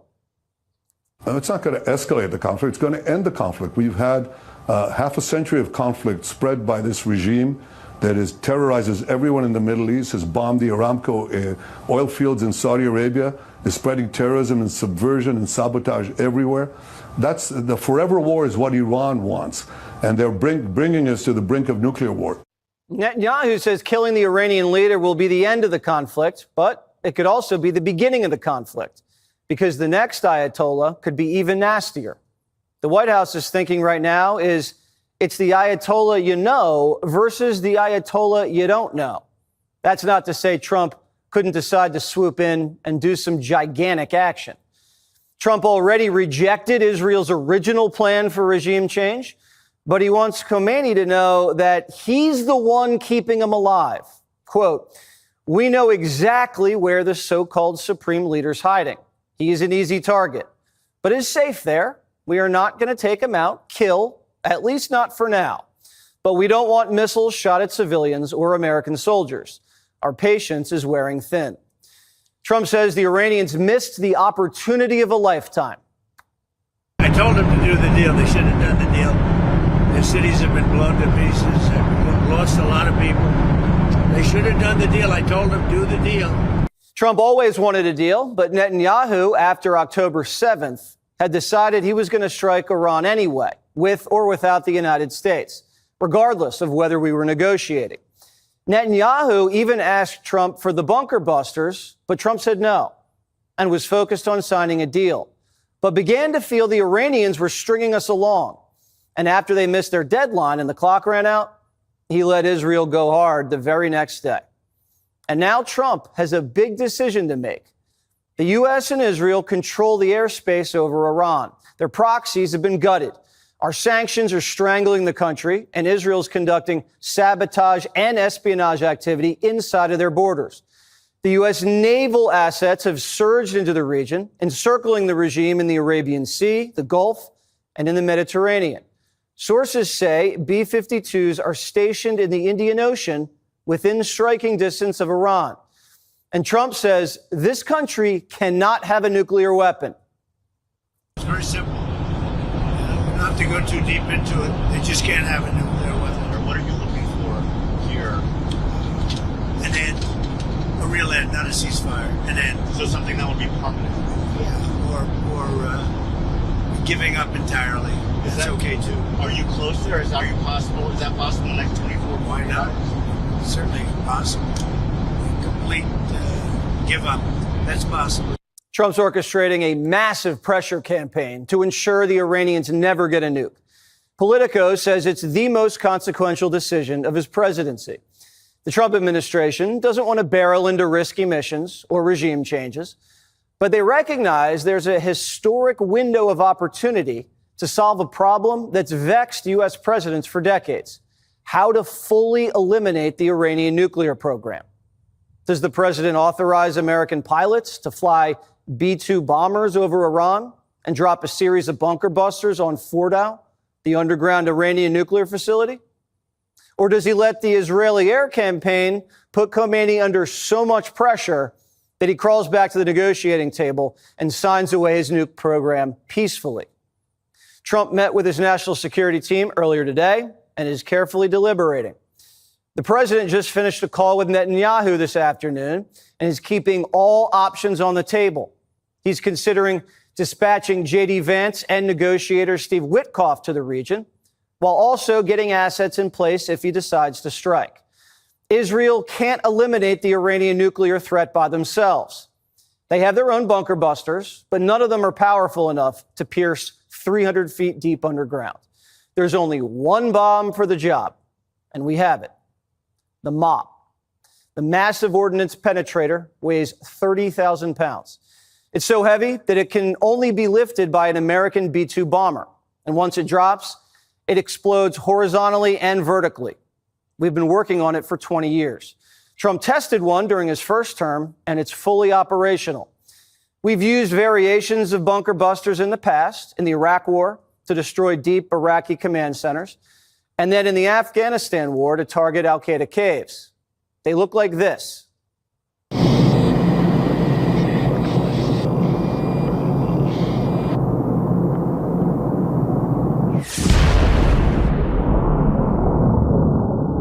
Using bunker busters against Iran's nuke sites doesn't come without a risk. The Iranians have stated that if the United States does take offensive action against them, they'll target U.S. bases and the U.S. Navy in the region. If we decimate their nuke site, we'll take away their only leverage, and they could lash out unpredictably. A dirty bomb, suicide bombers, assassination attempts. Who knows? We'd have to deal with the consequences. The United States targeting Iran's nuclear facilities doesn't necessarily lead to regime change. It could domino into regime change, but it doesn't necessarily guarantee it. The commander-in-chief has campaigned against regime change and expensive quagmires, but in the first term, he wasn't shy about taking decisive action to eliminate threats when opportunities presented themselves, striking Soleimani, al-Baghdadi, and bombing ISIS off the map. No one in the administration is considering putting boots on the ground. That's what we think. But bunker busters against Iranian nuke sites would be a bold and dramatic escalation. J.D. Vance says whatever he decides, Trump will make the right call. Quote, people are right to be worried about foreign entanglement after the last 25 years of idiotic foreign policy, but I believe the president has earned some trust on this issue. And having seen this up close and personal, I can assure you that he is only interested in using the American military to accomplish American people's goals. Whatever he does, that is his focus. Now, less than 24 hours after Donald Trump warned everyone to evacuate Tehran, wow, Donald Trump puts out this on social media. The highways out of Iran's capital were absolutely, positively packed with cars. I just want to say this, like, we pray for peace for sure, like C. Shelley said, and everybody that actually voted for Trump want peace. Trump himself wants peace. He gave Iran 60 days to make a deal, which is they cannot have enrichment, which is nuclear situation in Iran, because Iran has a history of, we know the history, okay? So, and people are saying America first. Yes, America first, in my opinion, is actually Iran not having a nuclear weapon. It is what it is. Okay? Everybody knows, every American knows this fact. Every American knows that Iran cannot have a nuclear weapon. We all know that fact, okay? But nobody wants to say it. Okay. It is what it is. But what I wanted to point out here is this guy makes a truth post on his social media, Truth Social, that everybody should leave Tehran immediately. And guess what? Just one truth post sent the entire Tehran to be on the run. This is how powerful the commander-in-chief is. And that office should only be occupied by someone who is compassionate. In my opinion, Trump is, because with everything Iran has done and the history of Iran, this is my opinion, ladies and gentlemen, he still gave them 60 days to make a deal. And he still hasn't done anything yet. He still hasn't dropped a bomb. He still hasn't done anything yet. Okay? But let's keep going. Millions appear to be listening to Donald Trump and taking the president's words rightly very seriously. Unfortunately, over the past 2 months, the mullahs of Iran, they failed to do the same. As the president put it, quote, Iran should have signed the deal. I told them to sign. What a shame, a waste of human life. Simply stated, Iran cannot have a nuclear weapon, unquote. That is the Trump doctrine, for those of you that don't understand. It is common sense. Big part of the Trump platform, he would say it over and over again. Our platform is that of common sense. The #1 state sponsor of terrorism that has threatened to wipe Israel and the United States off the map repeatedly and fired, either themselves or through their proxies, what are hundreds of thousands of rockets over the years at this small country. This is something the president has emphasized over and over again. He has done it over the years. Look at your screen and watch. Believe me, Iran will never have a nuclear weapon, that I can tell you. Most importantly, the United States and Israel can declare with one voice that Iran must never be allowed to possess a nuclear weapon. Never, ever. Reaffirm that Iran must never be allowed to obtain, under any circumstances, a nuclear weapon. In order to ensure, the other big move, the Iranian regime never obtains nuclear weapons. A regime with this track record must never be allowed to possess a nuclear weapon. Iran will never have a nuclear weapon. Thank you very much. Now, take a look at your screen. The president, look at this. He has been saying these exact words going back to 2011, steady, firm, and consistent. And tonight, the American people overwhelmingly agree the country's most accurate pollsters, that would be Trafalgar, Insider Advantage. They nailed the 2016, 2020, 2024 presidential elections. They posed the following question, and it is right to the heart of the issue here. What is your opinion of President Trump's position that Iran must be prevented from developing a nuclear weapon, adding, by any means necessary? Take a look at your screen. A whopping 75% of the American people agree with the president. And according to a Harvard-Harris poll, 85% of voters say Iran should not be allowed to obtain a nuclear weapon. A majority of voters also want the president to take out Iran's nuclear program with a military operation. And another poll, from Insider Advantage, has the president's approval rating above water, 10 points above water, outpacing past two-term term presidents by far. Now, this brings us to a critical question at this hour. Israel has successfully now targeted 2 of the 3 most major Iranian nuclear facilities. The third location, the Fordow enrichment plant that Jennifer Griffin was talking about, is buried deep under a mountain. This is south of Tehran. This is believed to be the most significant and secretive nuclear facility inside of Iran. In order to prevent the mullahs from getting a nuclear weapon, this facility must be destroyed. Tonight, the way I see it, there are 3 options. One, Israel could use a tactical nuclear weapon to wipe out the site. They don't have bunker buster bombs. That would obviously be not only highly controversial, but come with massive risks to the region. It is not a good option.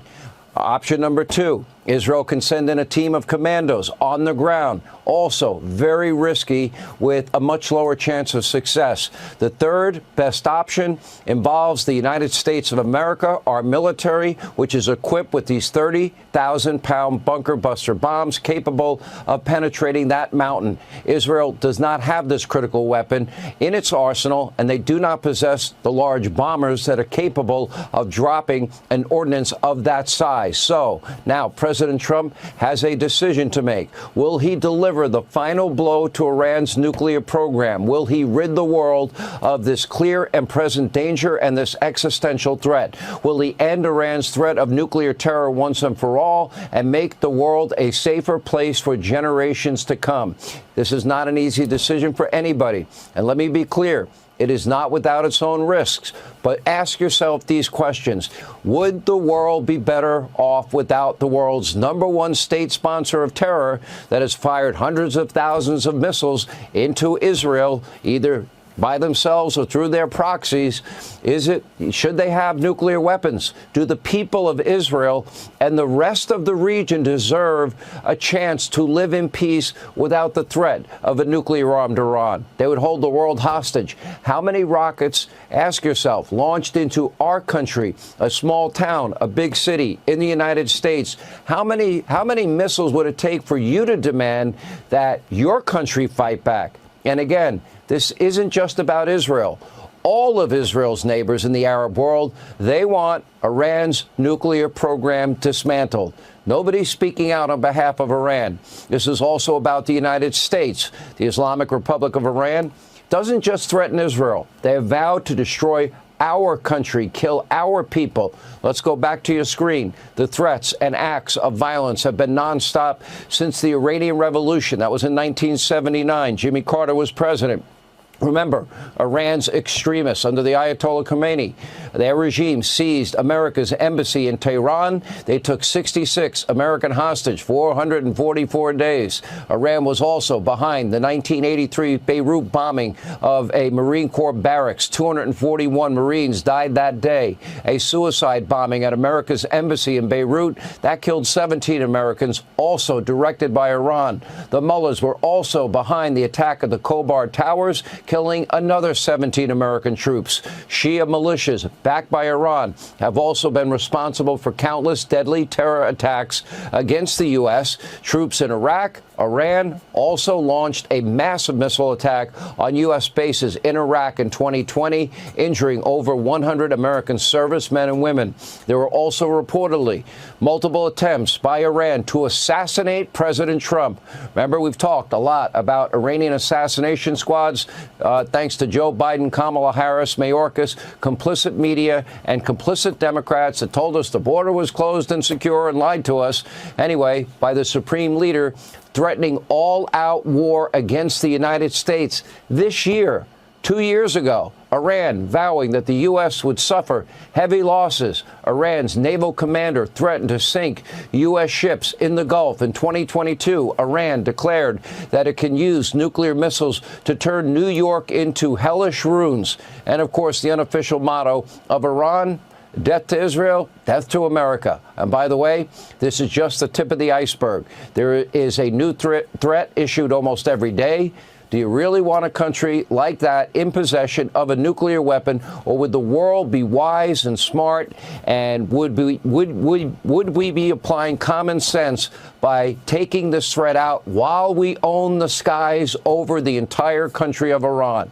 Sadly, the Democratic Party, they're too busy playing politics, being crazy, to even care. In addition to the riots and the anti-Semitism, obsession with gender identity, now Senator Tim Kaine, he's now trying to shield Iran, limit Trump's authority as commander-in-chief with a new resolution that would require congressional approval before any action against Iran.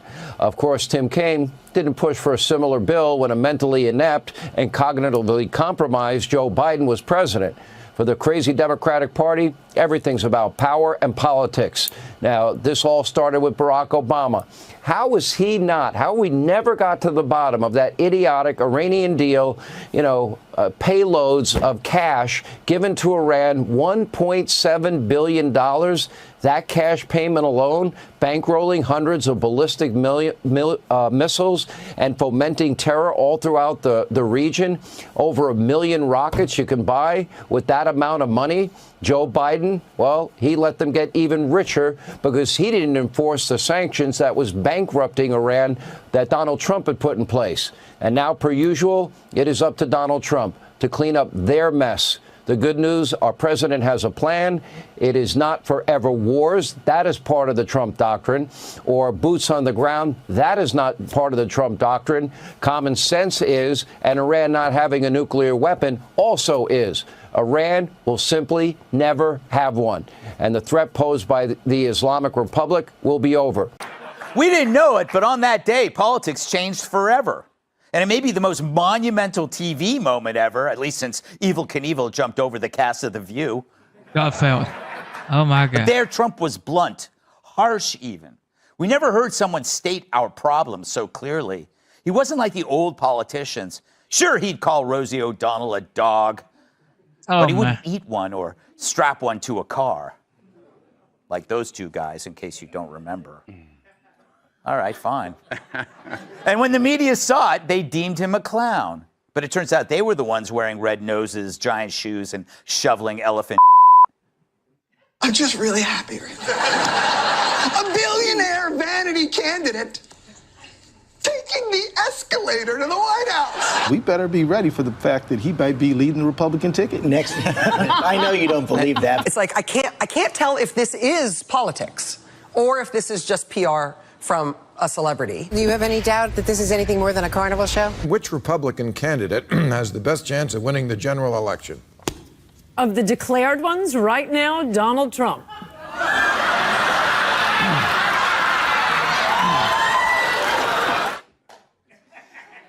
Now, I can make fun of those idiots, except I was one of them. I, too, was taken aback by Trump. I wasn't used to such honesty from a politician. And I didn't hear the facts. I only heard the tone. And as it turned out, I was wrong. He was just stating the truth everyone else was too afraid to say. When he said Mexico was allowing criminals into our country, people called him racist. He wasn't. He was just right. But more than right, he saw the future, and it was a three-part tragedy. Part one came the warning. Part two came the invasion. And part three, the separatist revolt. And so Trump came, went, and then returned. But during that intermission, our country and that fake president we had decomposed before our eyes. We saw a systematic destruction of our border. To this day, it's still unclear who was the Jim Henson controlling that Muppet in the White House. But millions of illegals poured in, including mostly military-age men. Where did they go? Well, we saw many overflowing our hotels whose rooms we paid for. They were on the streets, many were in gangs.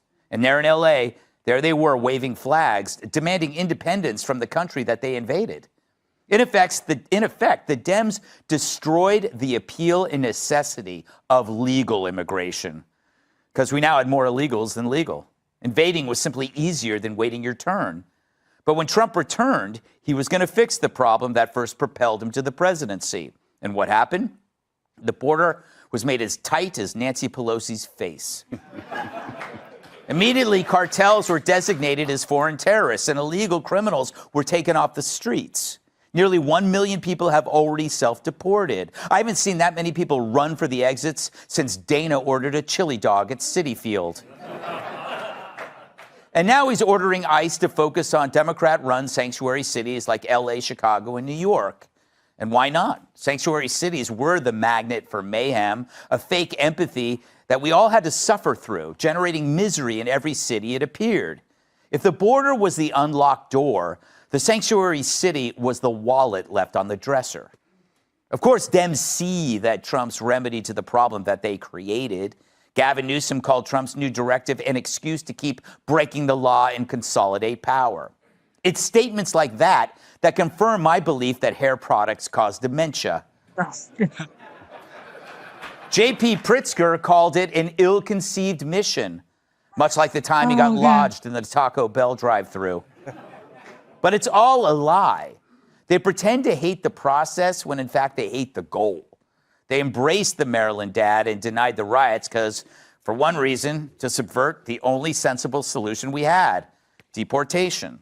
So they don't merit our attention. They can't scream empathy when they lack none for missing exploited kids or the rape and murder of victims of illegals. It reminds me of the story about a man who did CPR on a crash victim. He saved her life, but instead of gratitude, the victim sued him for breaking her ribs. That's the Dems. They put us on a path to destruction and sue the man who's trying to save us. And now they're expecting us to listen because his methods upset him? Sorry, the adults are back. Here's a coloring book. Go in the other room and shut the up. Let's welcome. Here he is. Oh my God. Gutfeld. Hoo-wee. And you know, Greg, that would have been so much nicer if you stopped after Legendary. What do you make of these self-deportations? Is that kind of what Trump's initial gift is that he creates the atmosphere to incentivize leaving? Yeah, but I mean, he's right. If people are here illegally, they should just go and then come back legally. It's not a crazy thing to expect. And the thing that's appealing about him to people is he's unscoldable. There's something about Trump that people like the things that would break politicians back. They say something wrong and people like, that was upsetting. And they're like, oh God, I'm sorry. And he just won't break. There's something about that was really an attractive quality. And I think that Democrats never understood why people liked him, so they underestimated them, and then they underestimated him again. They didn't understand that there wasn't a bunch of dummies who don't know anything who are just voting for a bombastic guy. It was that they hate all of you. All of these people who are currently in these situations and politicians they hate. So that they like him by default. Do you understand what I mean? Yeah. I think personally I was jealous because I had been talking about being too politically correct and all of these things. And he kind of did it in a bigger way. And it was like, damn him. He did it live on the news when there was polls and he was looking for votes and he just said what he wanted to say. Yeah. And if you like it, you like it. Like the John McCain thing, he survived that. Yeah. That was a big one and people are like, oh, it's going to hurt him. It didn't hurt him. I thought that would end it. Didn't at all. Chris, when Trump first came down the escalator, did you immediately get it? Or were you like me who was like, wait a second? I didn't know exactly if it was a PR stunt or not. But, Trump is loved, hated, but never ignored. Yeah. So you think about pre-president, he's out there. He's doing, The View 18 times, rubbing elbows with Whoopi and the Clintons and Al Sharpton. And then he becomes president, and then life is death without change. Everybody pivots.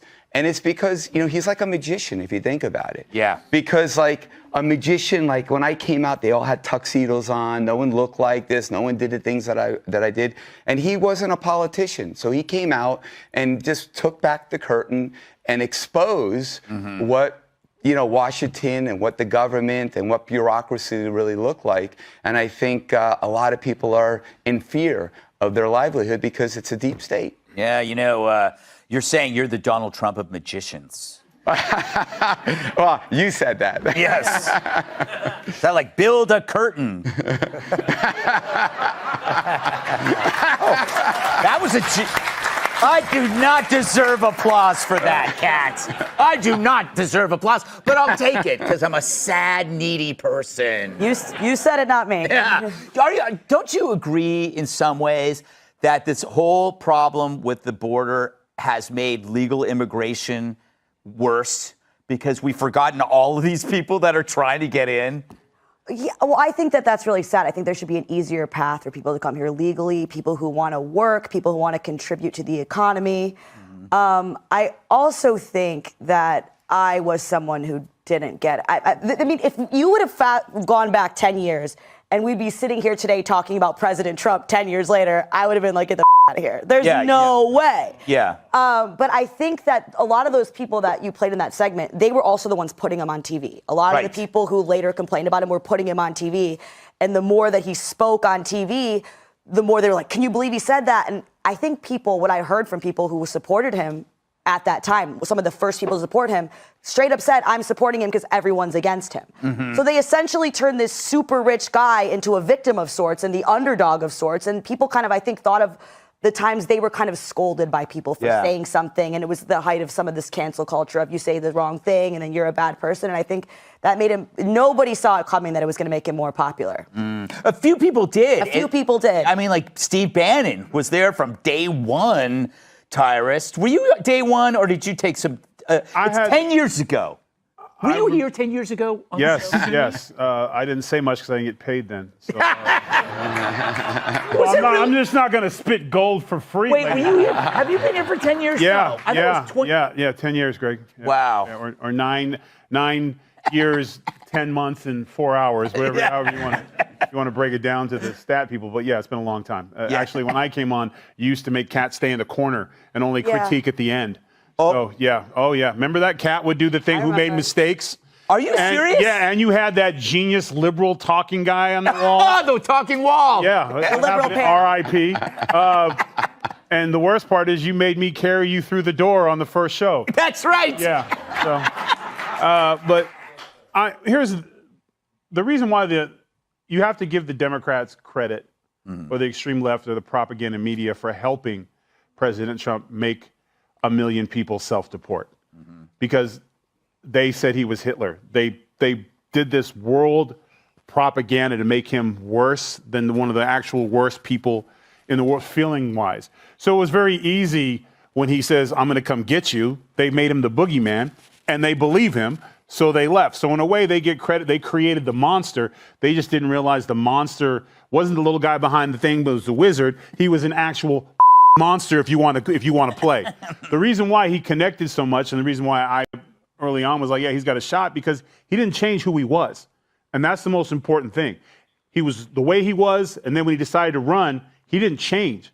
And that was refreshing to Americans. That was refreshing that a guy who cussed before he ran for president, all of a sudden he runs, now he's Jesus' best friend. No, President Trump told you like it was, whether you wanted to hear it or not. And then when he ran, he turned it up a notch. So that's why we're like, man, I wish I could do that at my job. Well, I kind of do.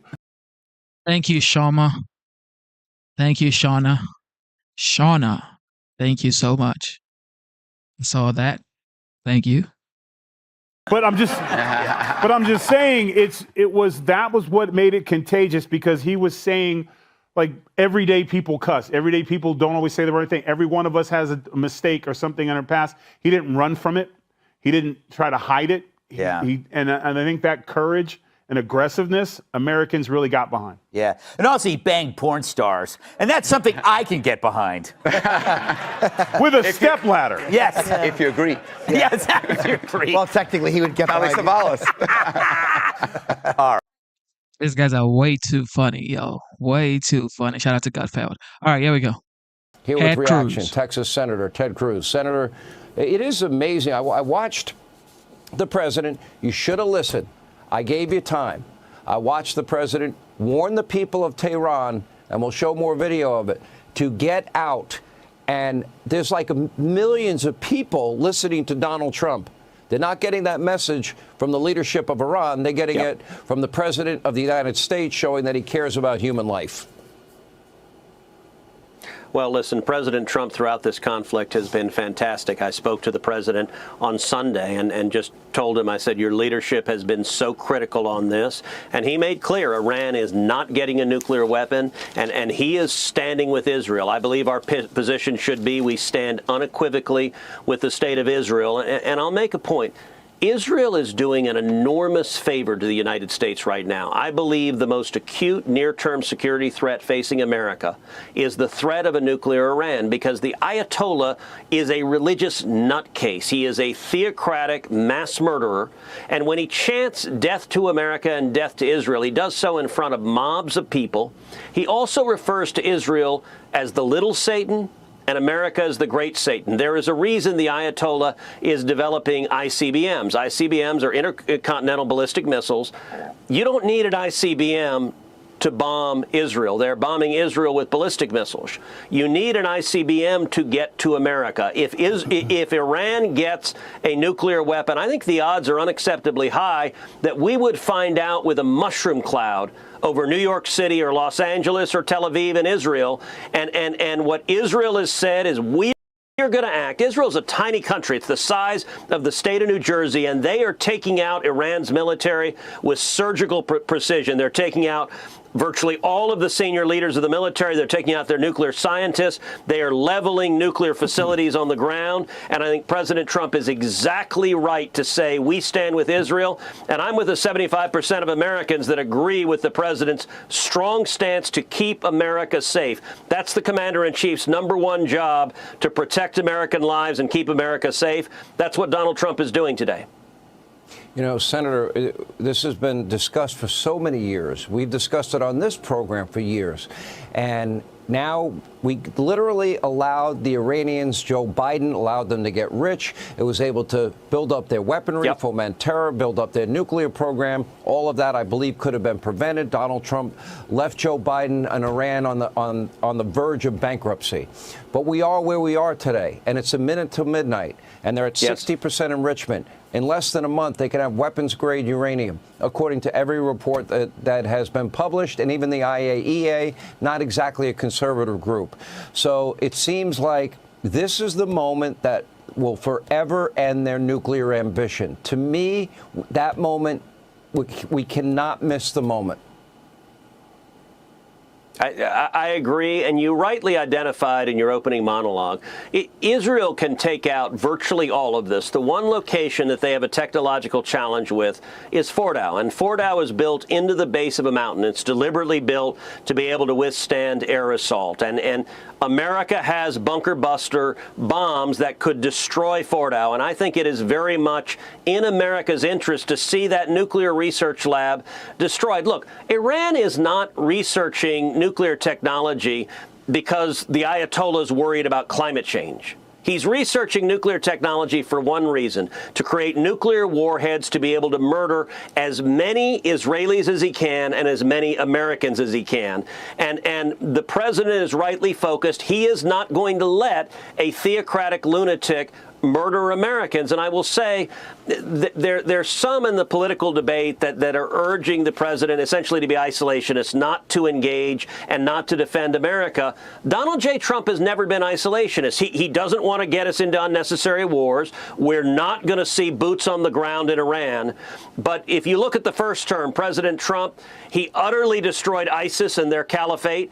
He took out General Soleimani, the leading state sponsor of terrorism. He took out al-Baghdadi, the leader of ISIS. Donald Trump has not hesitated to act when he's protecting American lives. That's exactly what's happening in Israel. And I want to say, God bless the people of Israel.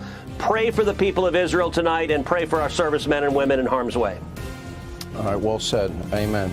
We appreciate you being on. Hey, Sean Hannity. Shout out to Ted Cruz. All right, here we go. More. Yeah.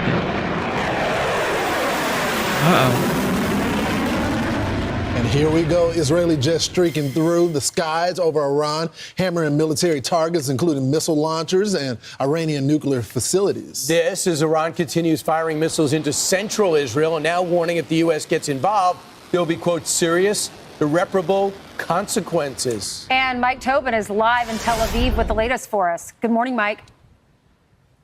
Good morning, Ainsley. Now, this is a nightly routine, but people here in central Israel were sent running for the bomb shelters in the middle of the night with more Iranian ballistic missile attacks. Two attacks came just after midnight local time. The IDF says some 30 launches of missiles were detected. The missile defense systems did their job. We heard multiple explosions in the sky over Tel Aviv. The IDF says that several missiles did get through, resulting in damage but no injury. Remarkable video from the sky over Jerusalem as a ballistic missile re-enters the atmosphere, creating a fireball in the sky. The IDF says no injuries as a result of that. The GOAT strikes again. Shout out to Dr. Luke. God bless you. Thank you so much. All right, here we go. The GOAT says Trump will be victorious. And Dr. Luke actually means the United States will be victorious because Trump is the commander-in-chief of the United States. So when the GOAT says Trump will be victorious, he simply means America will be victorious because Trump represents America. It is just what it is. God bless you, the GOAT. Here we go.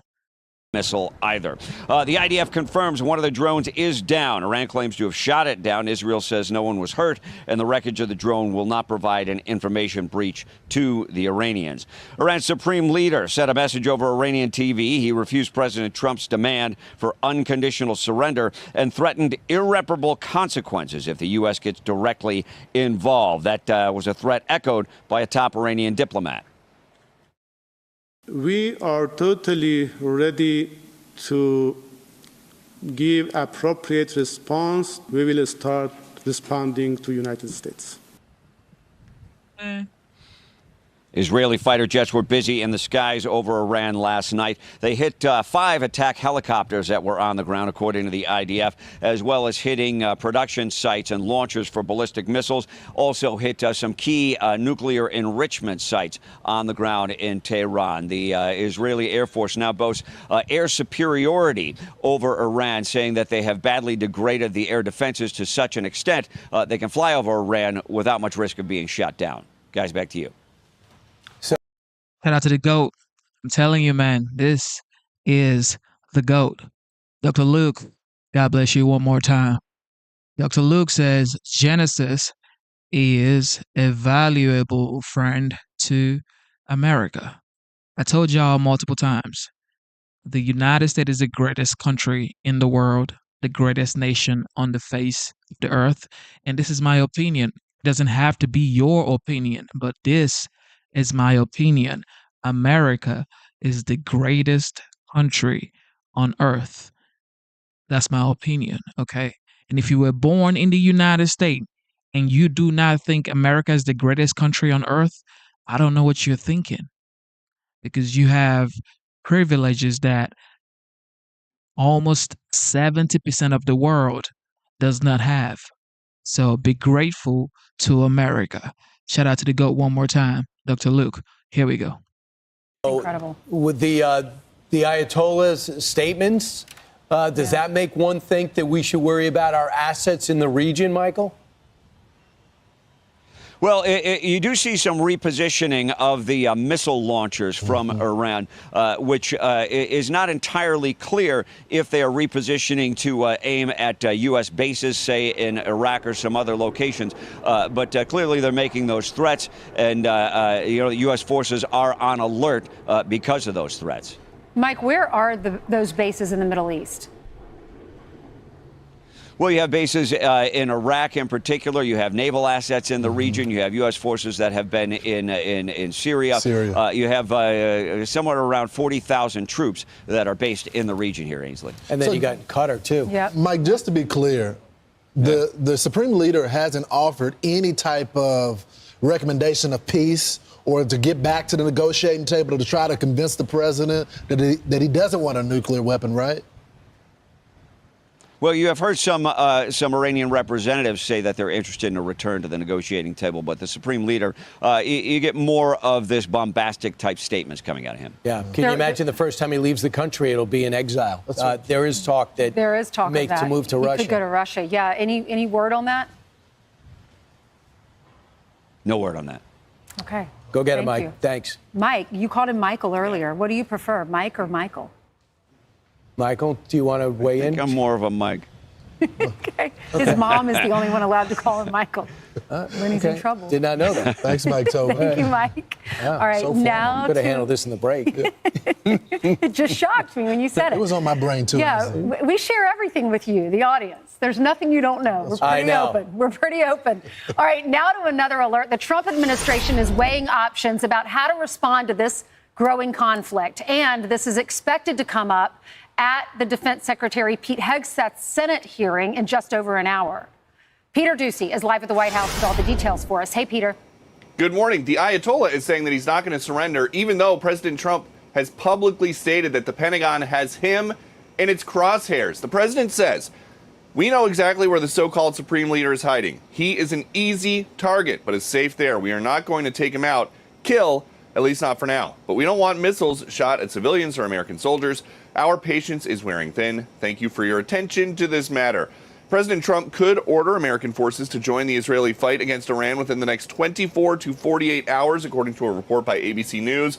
President Trump had a call with Bibi Netanyahu after a classified Situation Room meeting about next steps. And the Vice President, J.D. Vance, has a message for people who can't believe President Trump would even think about joining this war. He is saying, "I wanted to address some things directly on the Iran issue. First, POTUS has been amazingly consistent over 10 years that Iran cannot have a nuclear weapon. Second, I've seen a lot of confusion over the issue of civilian nuclear power and uranium enrichment. These are distinct issues. Iran could have had civilian nuclear power without enrichment, but Iran rejected that. And of course, people are right to be worried about foreign entanglement after the last 25 years of idiotic foreign policy. There is a bulletin crossing the wires right now that says, this is citing Russian state news, that Vladimir Putin reiterates his readiness to mediate between Iran and Israel. We know the Iranians have been back-channeling to the U.S. that they do want to talk soon. We don't yet know if President Trump would bless Vladimir Putin as the peacemaker. Back to you. One of the problems, Peter, is that the Israeli-Russia relationship has really soured when weapons turned up with Hamas and Hezbollah in those systems, and they were not a supporter during this conflict since October 7th. Absolutely. And the rest of the world does not look at Vladimir Putin as somebody who can bring peace. They look at him as an aggressor who started a war in Ukraine and won't end it, even though President Trump has been trying to get him to end it for the last 150 days or so. And so it's very... You can hate. You can hate. You can hate, ladies and gentlemen. Liberals. You can hate. But here goes my passport, okay? You can hate. But here goes my American passport. I came to the United States legally, okay? And this is the thing that everybody has to understand. Legal immigrant do not want illegal immigrant, okay? So, chew on that. Here goes Genesis passport. Look, you can cry in the comment section, but look, okay. Shout out to the GOAT. Shout out to the GOAT. Shout out to the GOAT. One more time, Dr. Luke. It says, God bless everyone in the chat tonight.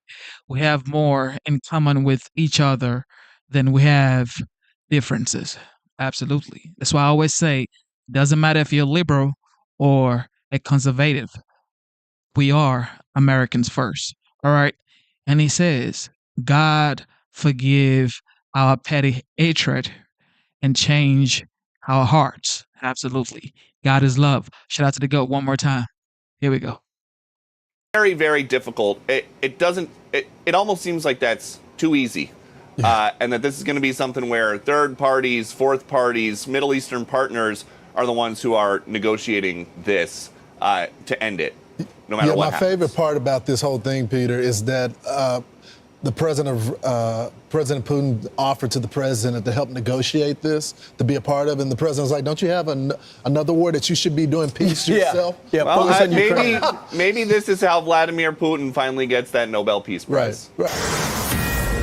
Fox News alert moments ago, Iran's supreme leader vowing to never surrender, threatening any U.S. involvement will trigger an all-out war with irreparable consequences, as Israel needs an American bunker buster, at least one, to destroy the terror regime's last untouched or virtually untouched nuclear facility called Fordo. Our next guest knows all about the Mideast war on terror. Decorated Navy fighter pilot Matthew Wiz Buckley joins us now.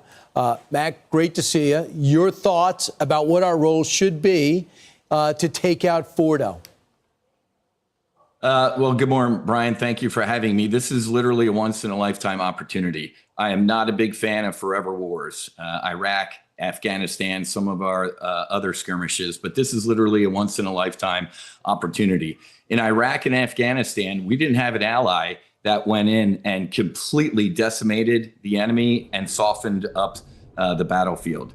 Iran is blind right now. They have no integrated air defense system. All of their sites are more or less open, and Israel has absolute air dominance. So if the president chooses, this is a once-in-a-lifetime opportunity to potentially change the course of history. You're a Navy fighter pilot, unlike the Air Force fighter pilot that would fly the B-2s or the B-52 or the C-130. Do you believe that this could be a mission that could be completed and Fordo could be destroyed from what you know the bunker buster and busters can do? 100%, Brian. This is exactly what this weapon was designed for, to penetrate deep into the ground. Not to get too technical, but these bombs have different types of fuses and sensors on them to literally go through different layers, whether it's ground or concrete. You just kind of program that into the weapon. And once it reaches its designed or what you set into that bomb, it's going to explode. So fairly certain the Israelis have done a decent job of softening up that target, opening up maybe a little bit of a hole for this Moab to come in. How many do you think we'll need? Don't want to get too much into that. Let's just say these will get the job done. The current chairman of the Joint Chiefs of Staff, General Raising Cain, he's an old buddy of mine. One of the reasons President Trump really liked General Cain is because during his first term, he employed one of these massive weapons to take out a mountain of bad guys in Afghanistan. And Trump kind of said, well, why haven't we done this up to this point? And I think Raising kind of just shrugged his shoulders and looked at some of the higher ranking folks. So one of the reasons I think General Cain is in place today is because he has the skill set and the wherewithal to potentially employ these weapons if the president decides to do so. And the president doesn't want a ceasefire. He wants a surrender. So let me ask you something. People watching at home go, well, what is our problem with Iran? Maybe we just don't understand the culture. Do you have a different perspective? These folks really need to study their history a little bit better. I was a teenager when they killed 241 U.S. Marines. Along the way, they attacked the Khobar Towers in Saudi Arabia, I believe, and 19 airmen were killed. And then as much as 608 Marines and soldiers were killed by Iranians during operations in Iraq. I don't know what further justification you would need. They have killed our Marines. They've killed our soldiers for decades, and we've never laid a glove on them. And Iran he told the Taliban, we'll give you $1,000 for every American soldier you killed. And 17% of all deaths in Iraq of American soldiers were directly and at the hands of Iran, at minimum. So I hear you. They have been a problem. And Israel is doing the Western world a favor, and we could finish the job, and I hope we choose to do it. And thanks so much for your perspective. I appreciate it. Once again, I'll say, most Americans, matter of fact, all Americans want peace. Every single American wants peace, okay? However, Iran needs to sign the deal. All right? Iran needs to sign the deal. But God is in control. God is in control. That's all I can say. And God will provide the exact knowledge for the commander-in-chief, President Trump, to know exactly what to do. And I'll say it again. He still hasn't dropped a bomb on Iran. He still hasn't given the order yet, even though they are shouting death to America. I'm just saying, liberals, this man still hasn't given one order to drop the bomb. What does that tell you? He's still hoping Iran will come back to the table. This is why I voted for Trump, because he already said he does not want war. Okay? He still hasn't given the order. All right, with that being said, Dr. Luke says, shout out to the GOAT one more time, man. Shout out to the GOAT, Dr. Luke. He says, Iran will be covered in prayers tonight. The 100 million beautiful souls need protection. Let's pray for our enemies so we don't become monsters. And only a powerful person can say that, because even if you have the entire nuclear weapons in the world, you don't want to use it, because Trump has said it multiple times. He doesn't want to use it. He doesn't want to use the strength America's military has. He doesn't want to use it. And Dr. Luke right here just encapsulates everything Trump has been saying for years. It says Iran will be covered in prayers tonight. The 100 million beautiful souls need protection. Let's pray for our enemies so we don't become monsters. We don't want to become monsters. We do not want to become monsters. So shout out to the GOAT. Shout out to the GOAT. Shout out to the GOAT one more time, Dr. Luke. Everybody, let's say a prayer for Iran. No matter how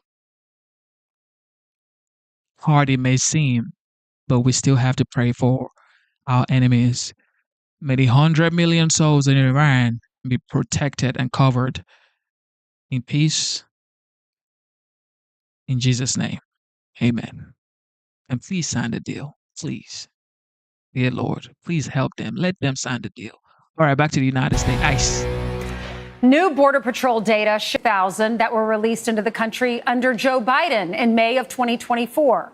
Michael Banks is the chief of the U.S. Border Patrol, and he joins us now. Good morning to you, Michael. Good morning. Good morning, Chief. This is great news. How are you feeling about this, and what does it mean for our country?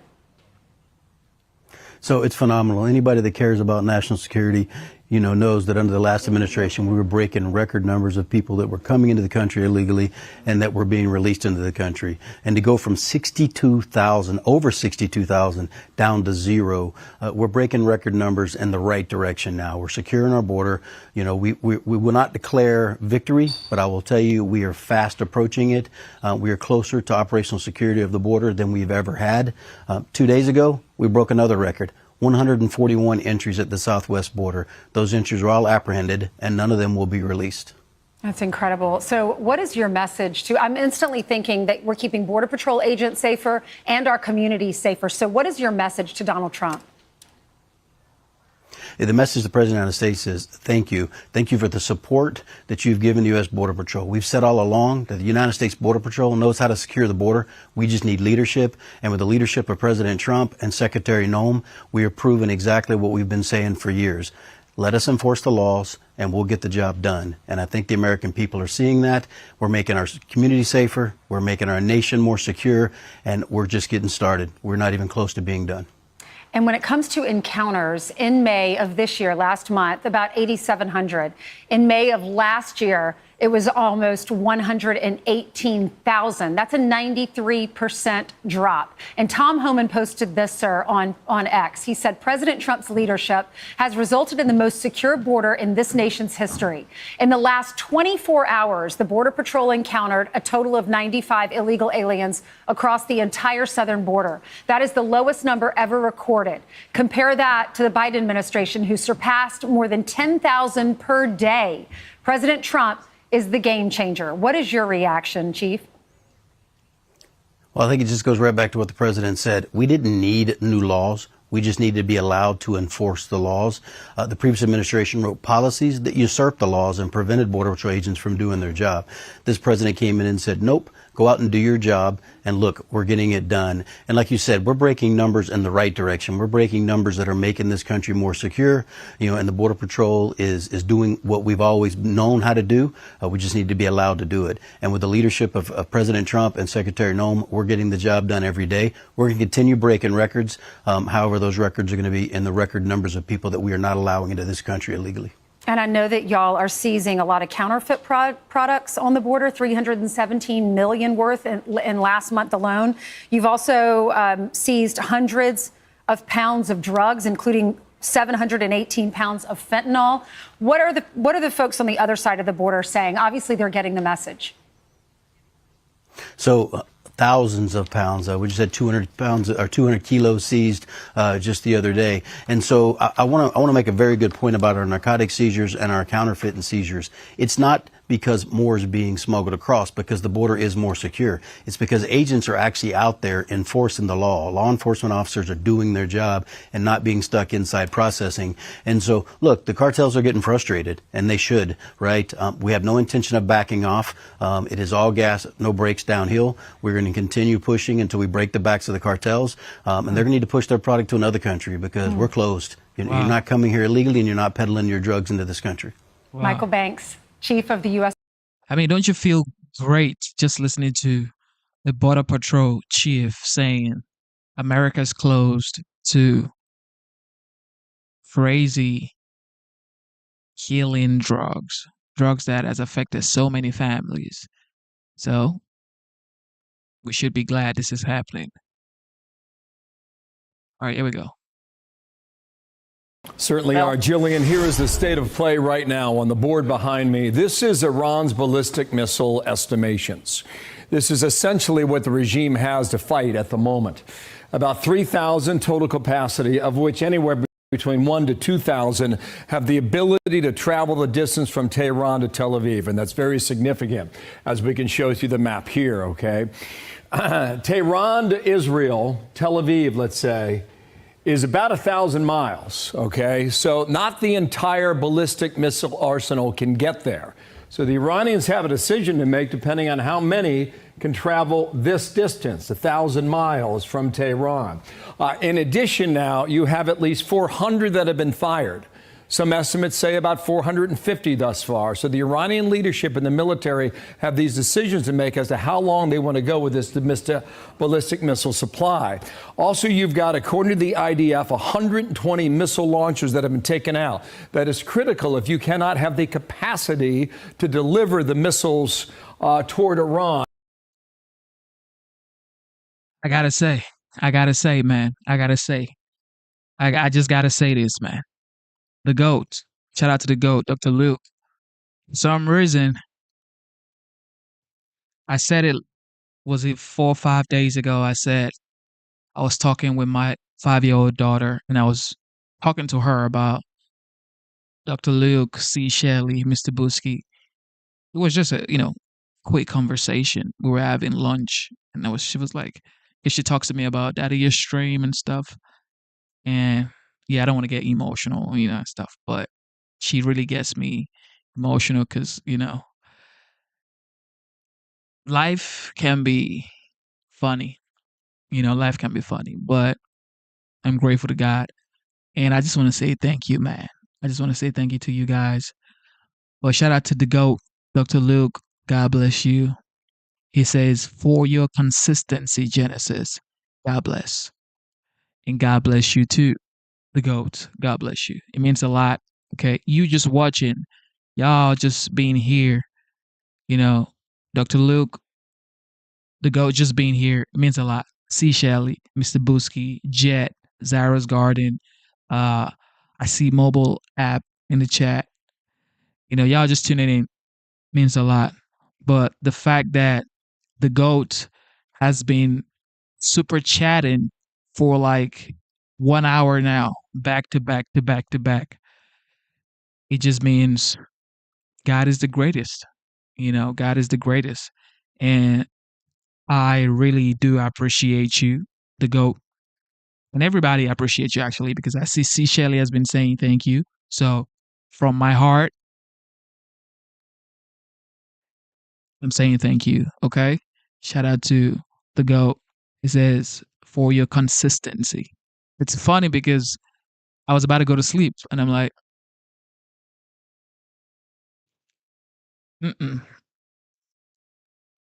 my people are waiting. I don't want to go to sleep. So we started streaming and you guys are here. So one more time, shout out to the GOAT. Shout out to everybody for tuning in. Enjoy the show. And affect the damage on the ground. Talked about Iran yesterday. Borders closed with Azerbaijan. Borders closed down here with Pakistan. The airspace is closed as well. Iran is a massive country. It's about the size of Alaska. It's about 2 times the state of Texas. You could put 75 Israels inside of Iran, a country of 90 million people. Tehran's got about 9-10 million, plus another 8 to 9 million in the metropolitan area of Tehran. It's highly dense, it's populated, and it's very large. A big challenge for the Israelis and perhaps the U.S. as well. One key significant factor we've noticed over the past 6 days. Who is supporting Iran?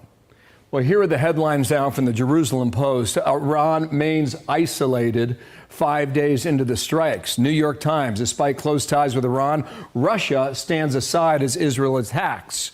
In addition to that, what's Beijing doing, right? China sides with Tehran but wields little influence in the Iran-Israeli war, which shows you how isolated this regime has become.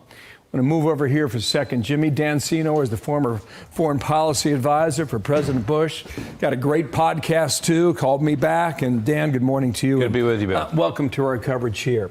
This comes from the Institute for the Study of War, Jack Keane and others. They write this. Iran has used significantly fewer munitions in its response to Israel than originally planned because the IDF destroyed and damaged missile launchers and silos that Iran planned to use to retaliate against Israel. We are on day 6. Can Israel manage this alone? Israel can manage the defense of Israel alone. Israel can continue to do serious damage to Iran's military assets, its military leadership, and its nuclear program, with the exception of Fordo. That is the big question mark. Fordo, as you know, is this enrichment capability or asset that's deep, hunkered down into bunkers, basically, very hard to access. And it's not, I mean, the Israelis say they have some capabilities that could tackle Fordo. They've done Natanz. The question is, can they do Fordo? They say they have capabilities to do Fordo. The Americans, the U.S. definitely has the capacity to do Fordo. I think Israel's capabilities are probably there, but they will be messy and they will take longer. And I think the U.S., if the U.S. participated in some way, would be a much cleaner shot. So we've heard a lot from the president so far today, and I think it was yesterday when he said unconditional surrender, or perhaps that was Monday. Things are running together. But significant that J.D. Vance said this yesterday. People are right to be worried about foreign entanglement after the last 25 years of idiotic foreign policy. But I believe the president has earned some trust on this issue. He's only interested in using the American military to accomplish American people's goals. Is the administration getting warmer to the possibility of war? Yes. Well, they've already gotten warm to the possibility of war because there is a war going on that the U.S. supports. The only question is one Republican U.S. Senator put it to me the other day who has been talking to President Trump. He said, to finish this off, Israel has done all the difficult, dirty work. It has cleared the path. Now for the U.S. to come in the end and finish it off. Israel could probably finish it off, as I said earlier, which is, again, Fordo. But he said Israel's chance of success doing it on its own is much lower. If the U.S. finishes it off, the success rate is 90% plus. So on that, what is the calculation on behalf of the commander-in-chief? If this does not go as planned, if it goes sideways, not just in Iran, but our military installations throughout the Middle East, or perhaps Americans who are living abroad, or even here at home. Keep in mind, we had how many millions of people walk across that border for 4 years? I think the big question for the president is, if this doesn't wrap up cleanly and soon, you will have this war dragging on. Right? Israel is not going to pull back, and presumably Iran is not going to pull back. What does that look like? What does that look like to Israel? What does it look like to Iran? And what does it look like to the region? A. B.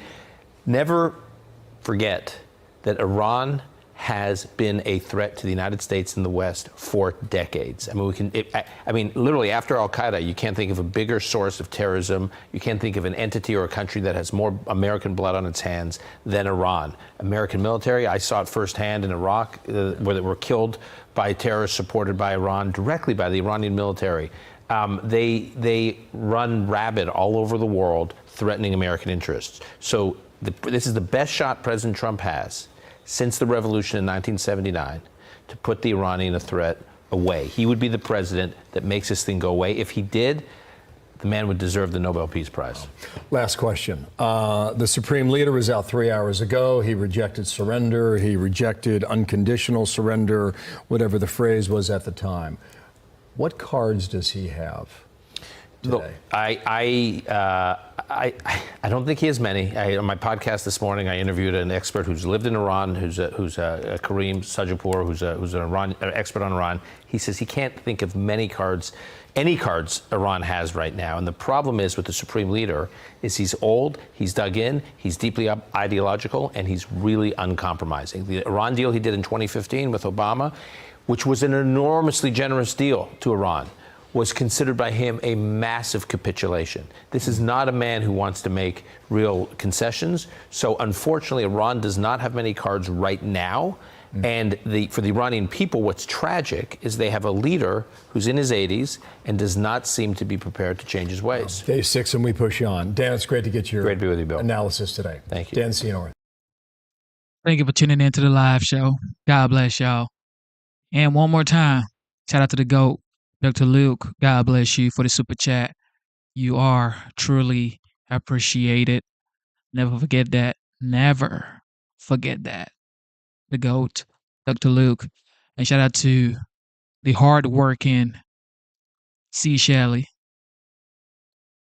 It's not an easy job being a moderator in this swamp of wolves. It's not an easy job being a moderator. And Jet, that's why I had to let you get some peace, because dear Lord, it's not easy. And C. Shelley, God is your strength, okay? All right, here we go. Meanwhile, back here at home, Ainsley? Yeah, so Trinidad and Tobago, we've talked about them. They really were on the map because of all the immigration problems through Joe Biden. And we've talked a lot over the last year about that apartment complex in Aurora. And it looks like, according to police records, they are back. This is some video of 9 suspected Trinidad and Tobago gang members that just unleashed chaos in Colorado. It's chilling doorbell video because they were knocking on neighbors' doors, apartment complex doors again, and no telling what they would have done if people had opened their doors. The police chief there, he said they weren't bringing coffee cakes. They weren't bringing welcoming trays. They brought guns. Listen. Based upon everything that I stated here, based upon the involvement, the actions, the behaviors, the demeanor, there is without question gang involvement in this. And again, we are going to hold those individuals accountable. So will we see protests here?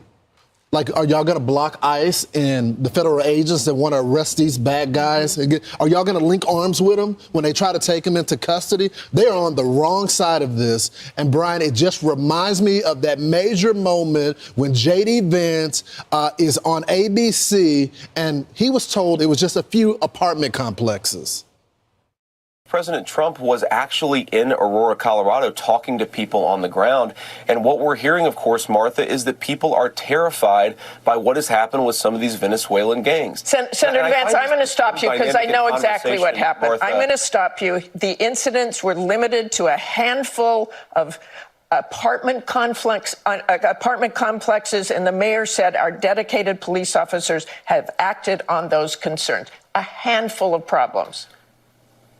Only, Martha, do you hear yourself? Only a handful of apartment complexes in America were taken over by Venezuelan gangs, and Donald Trump is the problem and not Kamala Harris's open border. Americans are so fed up with what's going on, and they have every right to be. And I really find this exchange, Martha, sort of interesting because you seem to be more focused with nitpicking everything that Donald Trump has said rather than acknowledging that apartment complexes in the United States of America America are being taken over by violent gangs. Okay, let's just end that with they did not invade or take over the city, as Donald Trump said. I want to move on to just a few apartment complexes, no big deal. A few apartment complexes that the mayor did not seem was invading the entire city. I want to move on. She says. Of course she does. The T-shirt was, "Can you listen? Do you listen to yourself? Right? You listen to yourself." This is so unbelievable. Number one, if the mayor doesn't have a problem with that, he should resign immediately. Right? And the governor to deny and think that Donald Trump's the problem, you have no business in that position, Governor Polis. And now that they're back, TDA, this is what the president's already made clear when he said in L.A., you can't control those riots. I'm sending in, and I'm by the way, posting. Now he says, you have a problem in Chicago? I'm going to send there. Now, Mr. President, if he's watching right now, you still got the same problem, but now you're president. Yeah, and imagine, so if this mayor and these police people won't take it, that you send the National Guard in right there. Imagine living in this building. Police, since just last August, have responded to 44 calls for service at that complex related to 12 separate incidents, including threats that were made to the tenants, shots being fired, and squatting. So y'all remember the last time Tom Homan went there? He went there with 200 federal agents, and the activists on the ground tipped the gangsters off, and they evaded arrest. So they got to go back in, and no one should know they're going in. The Aurora City Council member said this, gosh, once again, if someone would have just listened to me, it's not an isolated incident, not just poor-friendly migrants that I was picking on, certainly not a feature of my imagination. No, sir. You did the right thing, and now we have the right president to handle it. I'm Steve Doocy. Oh my goodness. Y'all remember when we used to stream the campaign and the legacy media said, in Colorado, it's just a handful of criminals. What are you talking about? Well, now we have a commander-in-chief who actually knows what he's doing. All right, here we go. Peter Doocy. Just ask if he's moving closer to using a bunker-busting bomb to eliminate Iran's nuclear program. Here he is. Can you give us answer questions about whether you are moving closer or you believe the U.S. is moving closer to striking Iranian nuclear facilities? Where's your mindset on that? I can't say that, right? I may do it. I may not do it. I mean, nobody knows what I'm going to do. I can tell you this, that Iran's got a lot of trouble. And they want to negotiate. Two very simple words, a very simple, unconditional surrender. That means I've had it. Okay, I've had it, I give up, no more. I've had it. I'm Harris Faulkner. You are in the Faulkner Focus. The president knows the moment we are in as a nation, as an ally of Israel, who is systematically doing the world a favor by battering Iranian military and nuclear sites. And President Trump is putting America first with his actions, as he always does. In fact, today on full display is patriotism at the White House. We are at the ready for any movement there on a very special day for the president who has been manning that construction team this morning that's coming up with that. The president is reportedly seriously considering joining Israel's bombardment of Iranian nuclear facilities. You just heard him say no one knows exactly what he'll do, but it is fully his decision. The stakes are high for the United States. Our military could take out a key Iranian nuclear site buried deep into a mountain. And that decision carries some political risk as well. At the same time, Iran's supreme leader is showing no signs of backing down. The Iranian nation will not surrender to anyone in the face of imposition. The Zionist enemy has made a big mistake, committed a big crime, and must be punished, and is being punished. The damage America will suffer if it makes a military intervention in this field will undoubtedly be irreparable. And in the capital city, Tehran, the streets are quiet and empty after the president and Israel warned residents to evacuate. They listened. One Associated Press journalist said they only saw a handful of pedestrians in the city. Here's General Jack Keane. If we walk away and leave those sites intact, then the Ayatollah will be able to achieve what he's always wanted here. Assist the Israelis in their air campaign using penetration bombing to eliminate the end of that nuclear end state. And that will be a major strategic achievement. However, one Trump administration official is telling Politico that no one the West Wing is talking about or in the West Wing is talking about regime change, Senior White House correspondent Peter Doocy with more now. Peter, we have seen the president this morning on the lawn as they get ready to erect not one but two flags outside the White House. Yes, and that'll be the excitement for the morning. But the president revealed that the next week concerning Iran could be very big, as he told us that some Iranian leaders could actually come here to the White House. Have the Iranians reached out to you? Yes. And what did they say? I said it's very late. You know? I said it's very late to be talking. They even suggested they come to the White House. It's a big difference. But they've suggested that they come to the White House. That's, you know, courageous. But the president is in no rush to get the Iranians here because he revealed he told Bibi Netanyahu to keep going with the strikes inside Iran. President Trump will not reveal his current thinking about striking nuclear targets, and his defense secretary was just asked about possible strike packages. My question for you is whether you have been asked actively to provide options for the president regarding a strike in the Middle East. If I had or I had not, I wouldn't disclose that in this forum, Senator. My job, our job, Chairman and I, at all times, is to make sure the president has options and is informed of what those options might be and what the ramifications of those options. And the president was asked what his message is for Iran's supreme leader, who is refusing the unconditional surrender the president wants. The president said his message to the Ayatollah: good luck. Harris? All right, Peter Doocy, thank you. A new op-ed titled "Why U.S. Must Destroy Iran's Fordow Nuclear Facility Now." And the argument is Fordow is not just another enrichment site. It is a fortified monument to Iran's deception and determination. The U.S. alone has the tools and the reach to destroy it. This mission, if undertaken, must be precise, overwhelming, and independently verified. History will judge our resolve. Let it be said that when the mountain hid the bomb, America shattered the mountain and proved it. Brett Velikovich, Fox News contributor, former Army Special Operations soldier, and former military intelligence. All right, let's start with Fordow. Not just the importance of it, but what's there, the structurally that only we can take out. Well, structurally, Harris, it's one of the most difficult sites to penetrate. And so that's why likely the Israelis are asking for U.S. help. And I think, frankly, we need to do what we can to bomb the Iranians back to the negotiation table. Iran's hardliners need to be bombed back to the nuclear negotiation table. And there's a limited time for Israel to do this quickly, because doing nothing carries its own risk. If we don't use this opportunity to help them destroy that last remaining nuclear facility now while they're on the run, we may find them able to reconstitute their program, their nuclear ambitions quickly after the smoke clears. And I hope the president understands that. And this whole debate about if it drags us into this larger war or not, listen, Iran already sees us as complicit. No matter what we do or don't do now, they will attempt to target U.S. interests in the future, whether U.S. assets strike them now or not. That's the bottom line. They've been at war with us for decades, even when we have not been at war with them. I mean, myself and other U.S. soldiers were deployed in Iraq to hunt ISIS and al-Qaeda, not Iran, but yet we found ourselves on the receiving end of weekly Iranian attacks. I was nearly killed by Iranian bombs. I've had close friends killed by Iranians. Many U.S. veterans are missing limbs because of Iranian bombs. And many of our bases now for years continue to be attacked. And we're the beacon of freedom for the rest of the world, Harris. This is one of those moments, I think, in history where we need to stand up for what's right, be on the right side of history, and it's time to help free the Iranian people, the majority of which has been oppressed for too long.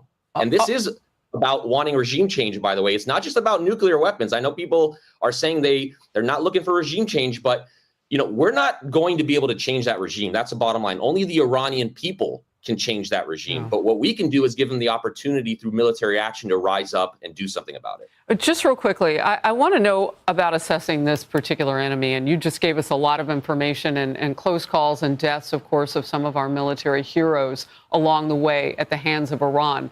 What is it that happens globally, though, as the world looks at us and they're reaching out, the president's getting really tough? I mean, is there a stall that has to happen now in order to get this done? Or do you think Iran's just not even serious when it says it wants to talk to President Trump? The Iranians are generally all talk. They are masters at manipulating speech. You're not going to out-talk or outspeak an Iranian. It's in their culture. They're masters at manipulating their words. But what we can do is more than talk. We can actually do action and execution, because talk in that region, it doesn't work. It's only a region that understands strength. And I don't think there needs to be this long-term Israeli military campaign. The Israelis just decapitated nearly Iran's entire military chain of command. I don't think we have to worry about this long protracted campaign, because I'm not even sure what that would even accomplish at this point, because there's barely anyone left at their leadership level to kill. Yeah. I mean, yesterday, Iran's new chief of staff of the military was killed. He held the position for only 4 days. Israeli spies have infiltrated nearly every part of that regime. Mossad spies are inside Iran, targeting leadership in their homes, and they've got the mullahs on the run. So we need to do whatever we can to help them reestablish deterrence, help them strike facilities. If they can't get to certain facilities, let's help them do that. And let's do it at a time when, there's just not much time to finish this. And we should help them with whatever we can. Yeah. So, Brett, a lot of concern about what happens. You say regime change in the end. Well, who does fill in? Reza Pahlavi, the exiled crown prince of Iran, had this to say about the Iranian regime. Watch. Do you believe that this Iranian regime can be toppled?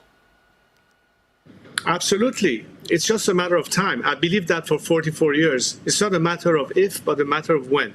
But now we have a tremendous opportunity. Your thoughts, your reaction?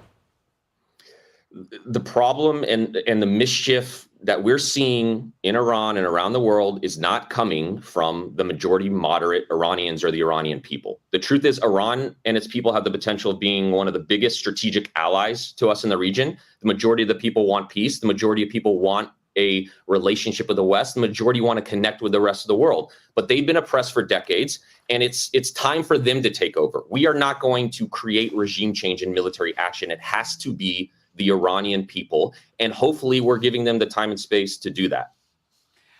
One more thing, and it has to do with what we don't know about Iran right now. So they've got, potentially their most precious nuclear program protected inside that mountain, Fordow, so that if everything else gets hit, they're hoping, well, they can still go forward with a nuclear program. But what do they have that potentially we don't know about? I mean, they've been on the ground with Mossad. Israel has. We think they've been flipping assets to a great degree. We know that they have.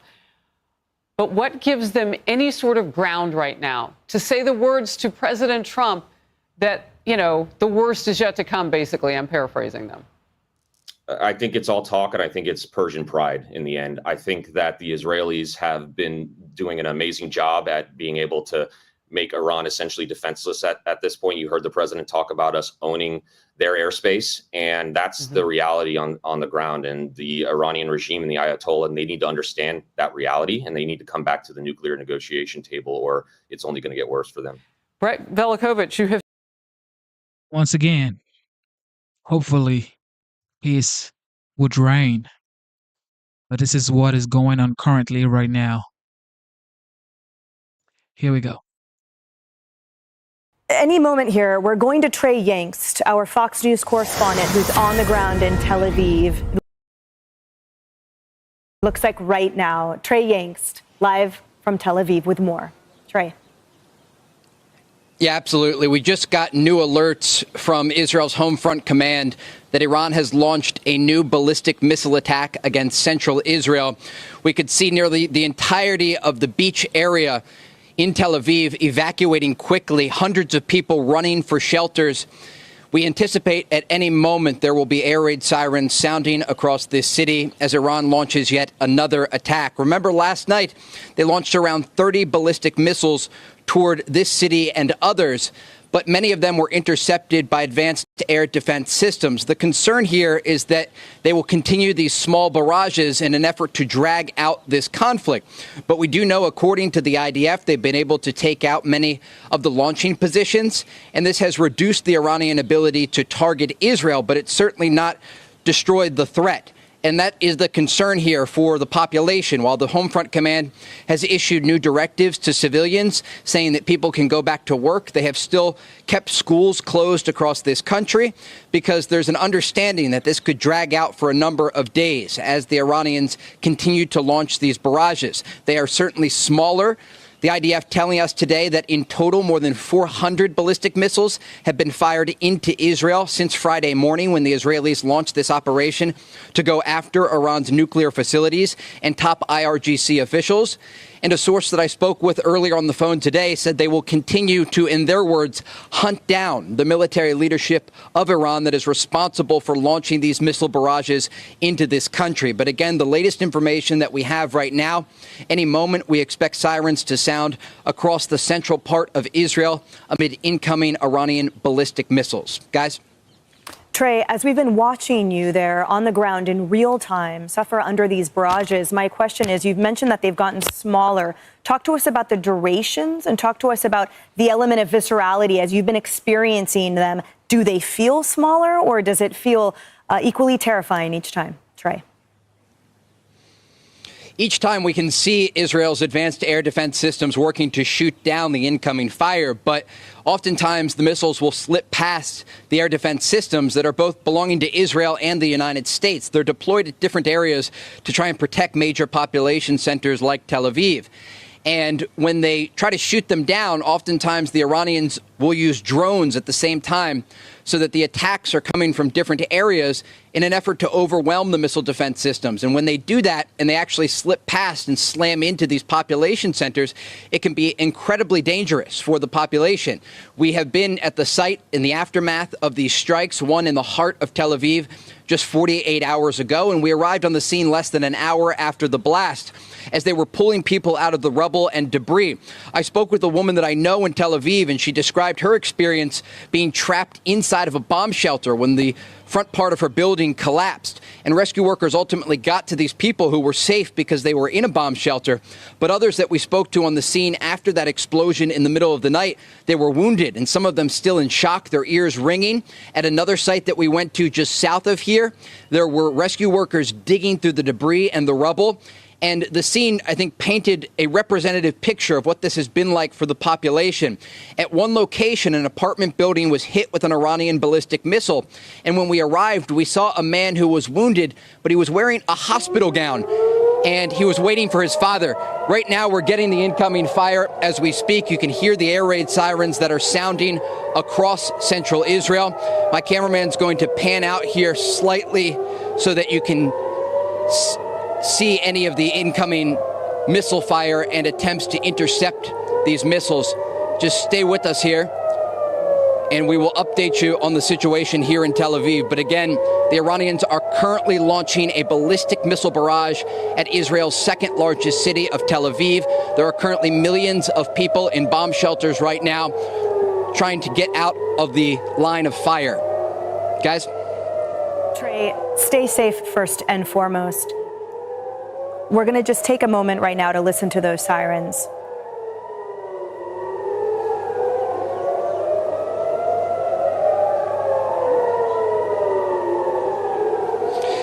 So guys, right now what you're hearing are sirens sounding across Tel Aviv. These are the last line of alerts that the Israeli people will get amid this incoming fire. So far, we have not seen any of the air defense systems active around this city. We just have to give it a moment. Oftentimes, they'll intercept the fire as it's coming toward Tel Aviv. Other times, and right now overhead, you can see some of these interceptions taking place. My cameraman's going to pan up here, and you're going to see those white streaks in the sky. That is a successful interception. It's a little bit difficult to see given the fire and the sunlight at this moment, but we're just going to come off the sticks here, and we're going to walk. Just give us one moment. Good to wait. And Trey, as we're watching every here, time these events happen, every time these happen, we have our security, and we're trying to get a sense of just how heavy the fire is. We can report that there was one interception over Tel Aviv. That was likely Israel's Arrow 2 or 3 advanced missile defense system shooting it down. And the way that we can tell that and there you hear the explosion right there, that is from a successful interception. At this point, because the Iranians don't have the wide array that they had earlier in the conflict, it's a little bit easier for the Israelis to shoot down this incoming fire, but still it's something that the population has to watch out for. We understand by earlier reporting that 40% of the missiles, including the surface-to-surface missiles of Iran, were wiped out. Trey, do we have updated numbers on that? Yeah, the latest information that we have from the IDF is that 40% of the launching positions have been taken out by the Israelis in these strikes. Just yesterday, they targeted a missile array near to the Isfahan nuclear facility. And the reasons the Iranians had missiles here is because this was a largely protected area. At least the Iranians thought it was protected. But I spoke yesterday with an Israeli fighter jet pilot, and he said, look, we now have control over much of the skies of Iran, including the Iranian capital of Tehran. And this gives Israel the ability to put drones in the air and also use fighter jets so they can see when these mobile launching units come out and they can target them in real time. And this has greatly reduced the amount of fire that has targeted Israeli cities. And like I said, they still have to follow the alerts that come in because this is not a perfect air defense system. And Iran is clearly not only at a reduced capability to launch these attacks, but they're also trying to preserve what missiles they have left. Israeli sources tell Fox News that at the beginning of this conflict that started almost 6 days ago, Iran had around 2,000 missiles. They've fired 400 of them at Israel, and the Israelis have destroyed a number of other missiles belonging to the regime. Guys? Trey, final question is about compliance mixed with that visibility during the daylight. So as you see from your deck, is there 100% compliance by the Israelis when they hear the sirens? Or are some people indeed out of their shelters? And does the daylight have an impact? Because certainly as viewers, as we watch the screen with you in real time, it is difficult to see those intercepted missiles in contrast with at nighttime. So talk to us about the experience there during the day. Exactly. I'm going to have my cameraman very quickly pan to the beach because you're going to see an area that's normally bustling with people. And there's one or two people out still right now, but this entire area has cleared out. Just before we got on air here and earlier in the show when we were speaking, we saw hundreds of people out here and they were sitting by the beach. They were waiting for the sunset to start. What we've seen normally, because these attacks mostly come at night, Israel's trying to have some sense of normalcy during the day. And so there are far more people out during the day. At night, Tel Aviv and other major population centers look like a ghost town. People are staying in their homes. They are ensuring that they can sleep in shelters when the fire is heavy. And they're waiting because they understand that Iran is going to continue these ballistic missile attacks until the war is over. Guys. Trey Yingst, live from Tel Aviv, Israel. Stay safe and thank you.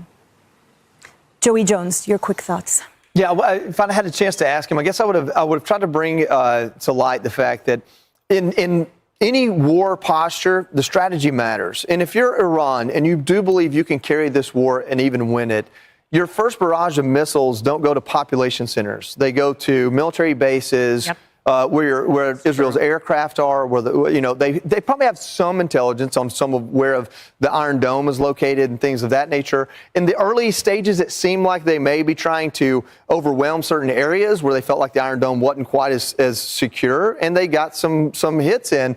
But if this is what they're doing now, they're attacking population centers basically to get a national or an international attention, then that shows me that maybe they don't have the capabilities that even we feared they do. Yeah, and they're also trying to break the emotional resolve of the people on the ground. And that citizenry, put them in such a position that they would beg for just stop the war. But if Gaza proved anything, and the taking of hostages, some of whom have still not been released, so those families can have closure, if that was any information for us, it's that the Israeli people are resilient as heck. Yeah. Hey, everyone. One more time, we pray for peace. But just like the GOAT said, and I pinned it, he said, shout out to Dr. Luke, the GOAT, he said, blessed are the meek, for they shall inherit the earth.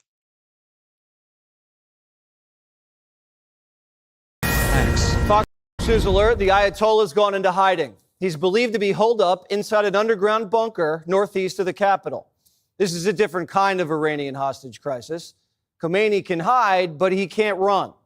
For the past 24 hours, Israel's been attacking the area around his underground lair. But Khamenei, still talking tough, says Iran will not surrender to anyone, and is warning that if America joins the fight and strikes, it'll result in irreparable damage to the United States. Is he bluffing? We don't know.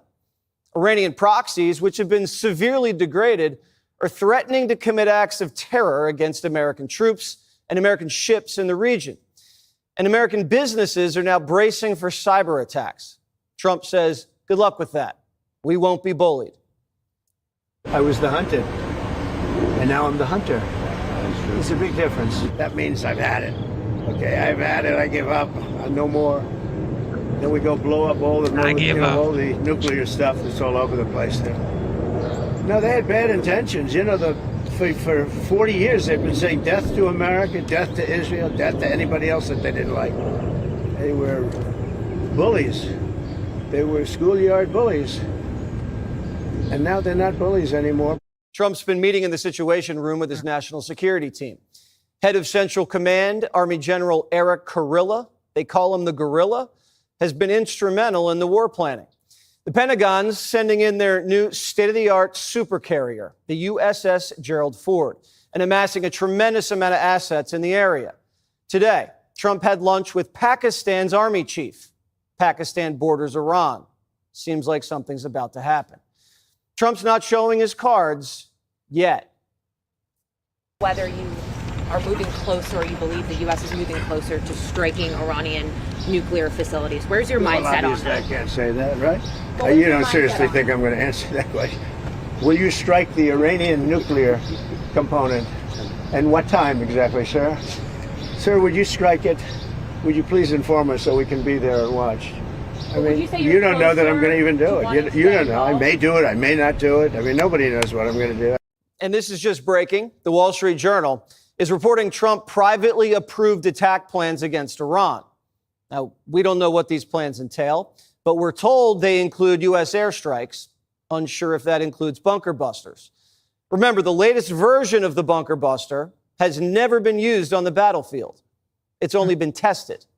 Axios reports that Trump has been quizzing his generals. Are they sure if he uses them, they'll be 100% effective? The generals say yes, but Trump's not completely convinced. Caroline Leavitt says all options remain on the table. Trump's been waiting on giving the final order, seeing if the Iranians give up and surrender their nuke program peacefully. Sources in D.C. say Trump's out of patience and Iran's up against the clock. I believe that unless Iran surrenders in the next 48 hours, the United States, in conjunction with Israel, will engage in military action. Trump says the Iranians want to fly all the way to the White House to negotiate an end to this. But he says it's too late. He doesn't appear to be open to long, drawn-out negotiations where he gets strung along like last time. We're not looking for a ceasefire. We're looking for a total, complete victory. Again, you know what the victory is. No nuclear weapon. Trump's made a decision. Iran's nuclear program is gone. The person who ultimately decides that is the Ayatollah. He can either let us do it peacefully or we'll do it violently. But either way, the outcome of this war is this. The Iranians will never be able to acquire a nuclear weapon, ever. But time's running out for both sides. Israel's reportedly running low on defensive interceptors, and Iran's reportedly running low on missiles. Iran's also running out of allies. They don't have any friends left in the region. And China, their biggest customer, quiet. And Putin, he has his own problems. I spoke to him yesterday, and I said, he actually offered to help mediate. I said, do me a favor. Mediate your own. Let's mediate Russia first, okay? I said, Vladimir, let's mediate Russia first. You can worry about this later. The Persians are pinned up against the wall. They've been completely humiliated by a tiny Jewish nation, a fraction of the size of Iran. And now the Daily Wire is reporting that the Mossad set up a fake hotline in Iran and ordered top Iranian military officials into an emergency meeting. And the generals were lured into a small bunker in Tehran before Israel wiped them out with a precision airstrike. And inside of the country, you're starting to see unrest. Sanctions have crippled their economy so badly that workers are rioting over delayed payments. Manufacturers are striking over high inflation. Schools, cement factories, and pharmaceutical plants are shutting down. The Iranian currency is getting shredded. And Israel's hitting Iranian energy infrastructure, which is going to create price shocks and shortages. So with the streets teetering and its military commanders assassinated, a nuke might be the Ayatollah's only hope. No one really knows how fast they could spin up a device and strap it into a warhead, but Trump says they're only a few weeks away. Back in March, Tulsi Gabbard said the Iranians were enriching uranium at record levels. In the past year, we've seen an erosion of a decades-long taboo in Iran on discussing nuclear weapons in public, likely emboldening nuclear weapons advocates within Iran's decision-making apparatus. Iran's enriched uranium stockpile is at its highest levels and is unprecedented for a state without nuclear weapons. So will the United States end Iran's nuclear program with a 30,000-pound bunker buster? Or can Israel end it themselves?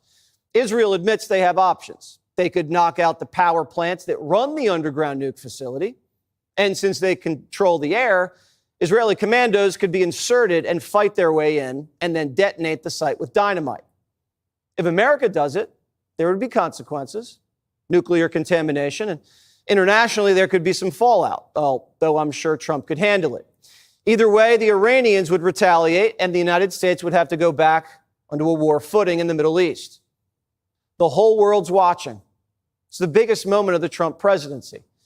China and Russia surveying the scene, and so are our trade partners. We're at this moment in history because of Obama and Biden.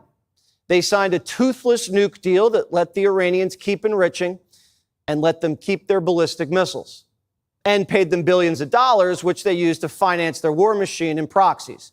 Proxies which have been killing Americans for decades. Marines in Beirut, soldiers in Iraq, and taking Americans hostage in Gaza and inside of Iran. American deterrence, backed by the threat of violence, is what maintains order in the world. And sometimes there comes a time when the commander-in-chief has to use force to nourish the deterrence and keep the American people safe. Dear Lord, please bring peace to the world. Shout out to the GOAT one more time. Dr. Luke, God bless you. You have been a blessing ever since you've joined this channel. I just want you to know that and never forget that God is going to replenish you 1,000-fold. God bless you, Dr. Luke. Dr. Luke, the GOAT, says, Genesis, we came so close to not having a strong commander-in-chief. Absolutely. And to know or remember the fact that CNN, MSNBC, ABC, and the rest of them said Kamala was on the highway, on a fast track to becoming the next president of the United States. But dear Lord saved us. He saved us, ladies and gentlemen. Y'all remember, don't, when Joe Biden said, don't. And then Kamala Harris said, don't. Guess what Russia did? They did. All right, here we go. All right. I just want to make everyone aware, because we are watching this, but we are also watching, obviously, the other huge story today, which is what happens next from the White House with regard to Iran. So we're going to we'll keep an eye on this situation in Dedham. But I want to go back to the Iran situation, because President Trump has just made news in the Oval Office. He has made comments, and we are awaiting that sound. We're going to play it for you as soon as it turns around. And I want to bring in retired four-star General Jack Keane, Fox News senior strategic analyst, former vice chief of staff of the Army, and chairman of the Institute for the Study of War. So, General, as I mentioned, as soon as we get these comments from the president, we will turn those around. But your thoughts on where we stand right now as we wait for President Trump to make this decision about a potential strike on Fordo in Iran, the nuclear facility? Yeah, I mean, the decision really surrounds the fact that if Fordow stands and it's not destroyed by the Israelis or its capacity much taken down, then the simple fact is Iran still has the capability to build a nuclear weapon. So that is really the issue here. And I, for the audience to understand, Iran built this very huge, complex nuclear enterprise with redundancy and resiliency at 12 different sites. So no one site by itself would eliminate the program. And the program overall is fundamentally designed from the outset to survive an attack on the program.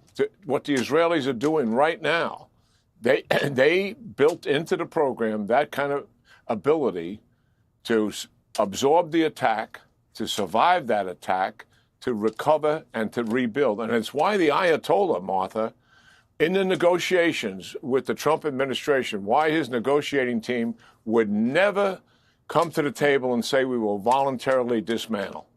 Yeah. Why is that? Because then he gives up the program with verification. He always believed that he can recover and rebuild despite the Israeli attack. And then there's this one site that he has. He knows that the Israelis likely cannot take it down, and he hopes that this will survive. That's kind of where we are. And the United States is pursuing it for the obvious reason that the president is committed to it, but also it sends a strong signal to our allies that this is our closest ally in the region. They need help. We're going to help them. Yeah. And what does it send a message to our adversaries? Much the same. Absolutely. It helps to build deterrence with them. Ask you about, and I want to ask you about the message to China and Russia, because I think it's so important in this story at this point. But first of all, just going back, I mean, give us your sense of confidence that this bunker buster bomb would be successful in disabling Fordo. Yeah, this is a challenging target, and certainly the people involved in this know this in spades. We've been looking at Fordo, for years. The bunker buster, as you're describing it, was fundamentally designed to go deep, but in a building-like structure with cement that's being reinforced. We're going deep into a mountain structure, and it has considerable amount of rock in it. And because it's rock and not a cement structure, I'm not an engineer, but engineers have advised me on it. What happens is it dissipates some of the blast effect because it's rock, and it's not solid in the way that a cement structure would, and would focus the blast much more and be considerably more destructive. So it's not without its challenges in dealing with this, and that doesn't mean there couldn't be multiple bombs put on this target to bring it to that level of construction. If you really wanted a guarantee to destroy it, I mean, you could conduct a raid on it and then physically, secure the site and dismantle and blow the thing up. I mean, the Israelis certainly may have a plan to do just that if the United States is not going to help them. Obviously, there's considerably more risk with troops on the ground, insert them, be able to get them out. How much time does it take to do the damage? A lot more risk involved in an operation associated with that. The Israelis also may have already, and if they haven't, and when it comes to Fordo, they can't go deep and blow it up, but they should be able to take out the power grid that supports it and the ventilation system that supports it. They did damage like that to Natanz back in 2020 as one of their covert operations. They don't talk about it, but it's been out in the public since. So there are options that the Israelis have, but none of those options are as good as the option that we have. Yeah. And certainly, I think that's the most favored option. Yeah, absolutely. Thank you for that assessment. I don't know if we have the soundbite of President Trump control room talking about Putin. But let me know if we have this. But I want to ask the general, when you look at the posture right now of Russia and China as they watch this. All right, we now have the sound from President Trump. Stand by, General, if you would. Thank you very much. Let's listen in. So do you have any questions, please? Do you know the latest on the evacuations out of Israel, Mr. President? Have No. you been updated on that? No, we're having a meeting in an hour. Have a meeting downstairs in 1 hour. Yeah. Mr. President, on Iran, if regime change does happen there, if the regime falls, do you have a plan for what you think would happen? I have a plan for everything, but we'll see what happens. Got a ways to go.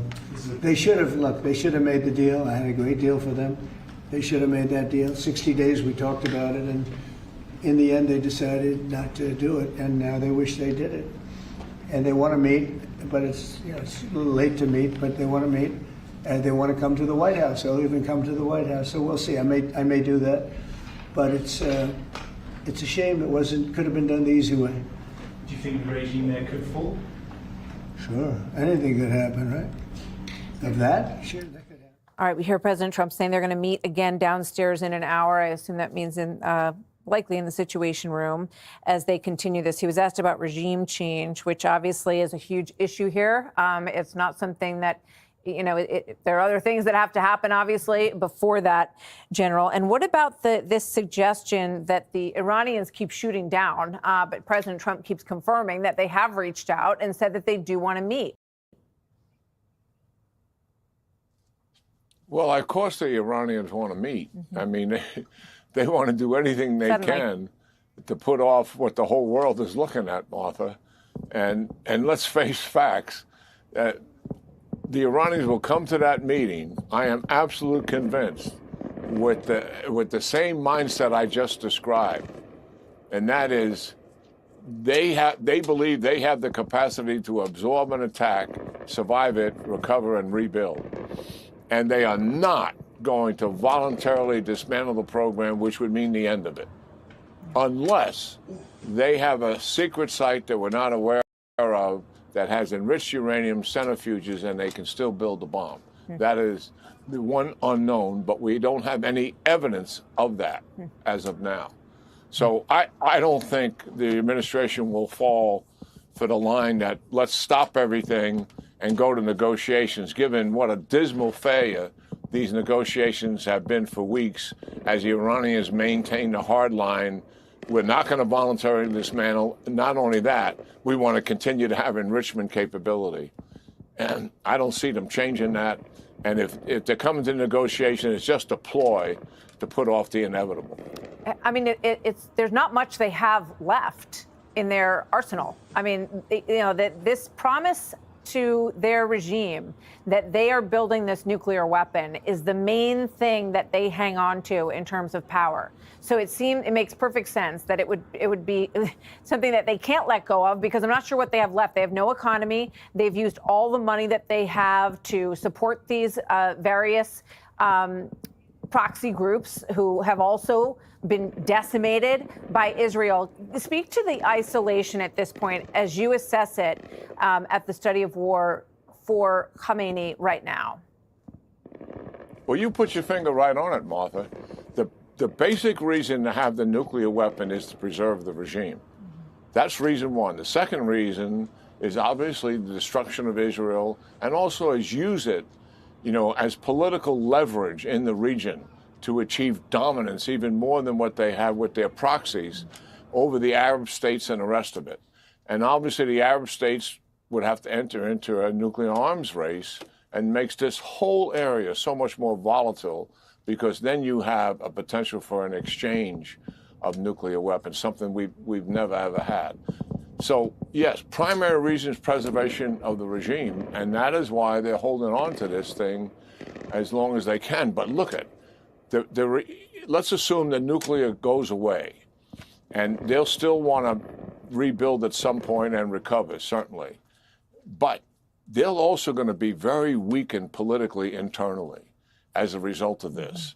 The people have been fed up with this regime for a long time, but now even some of the people that are close to the regime, Martha, I mean, in the first 12 hours, they lost all of their air defense capability. That means fighter jets for the last 5 days have been flying day and night over Iran.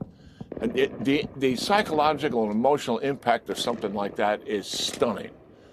And the second thing is they lose their nuclear program, they lose the leaders of the program, they lose the leaders of their military, and finally, they lose the one offensive power that they really do have, and it's coming to an end, and that is their ballistic missile program. So they sit there, weak politically, weak economically, and weak militarily as a result of what has taken place. And are they vulnerable from internal regime change as a result of that? You betcha. Yeah, in a way that it's they have stunning. never been in 45 years. It's an absolutely stunning situation that you don't see these proxies coming to their defense, that you don't see Russia coming to their defense. You basically hear it's as quiet as a mouse all around the region, as I think most players feel like they wouldn't be unhappy at all to see this regime fall. General, they talk about a surprise weapon. They keep saying in Iran, oh, wait till you see what we have coming down the pipeline in a couple of days. What's your reaction to that before we go, sir? I have no idea what they're talking about, but just and I'm not the least bit intimidated by it, and I don't think the Israelis are, and certainly the United States government. But the point that you just made is crucial. They created Hezbollah as a military force and a terrorist organization. They armed it to the teeth. They provided 150,000 rockets and missiles. The principal reason, job one for Hezbollah, was to defend Iran from Israel in the event of a war. Hezbollah has not fired a single shot, but they have thousands of weapons still. Why aren't they doing that? They decapitated their leadership. Israel has broken their will right in front of us. No response whatsoever.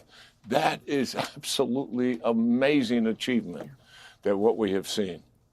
It's extraordinary. And think about this as such a moment of consequence in history that we have been on the brink of. And now it is such an opportunity that exists that I think is felt all around the region. And General, thank you so much. I'm so glad that you're with us today. We look forward to speaking with you in the days to come as history continues to unfold here. Thank you so much.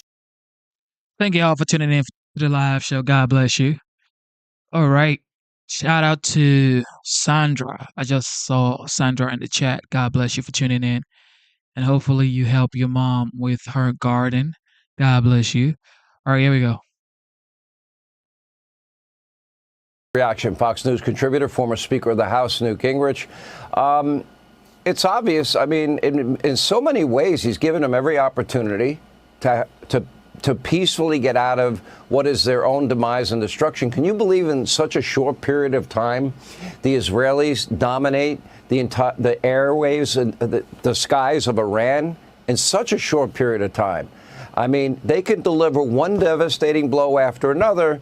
The question is this one facility, the Fordo facility, and whether or not the United States will take them out with bunker busters. Your thoughts tonight?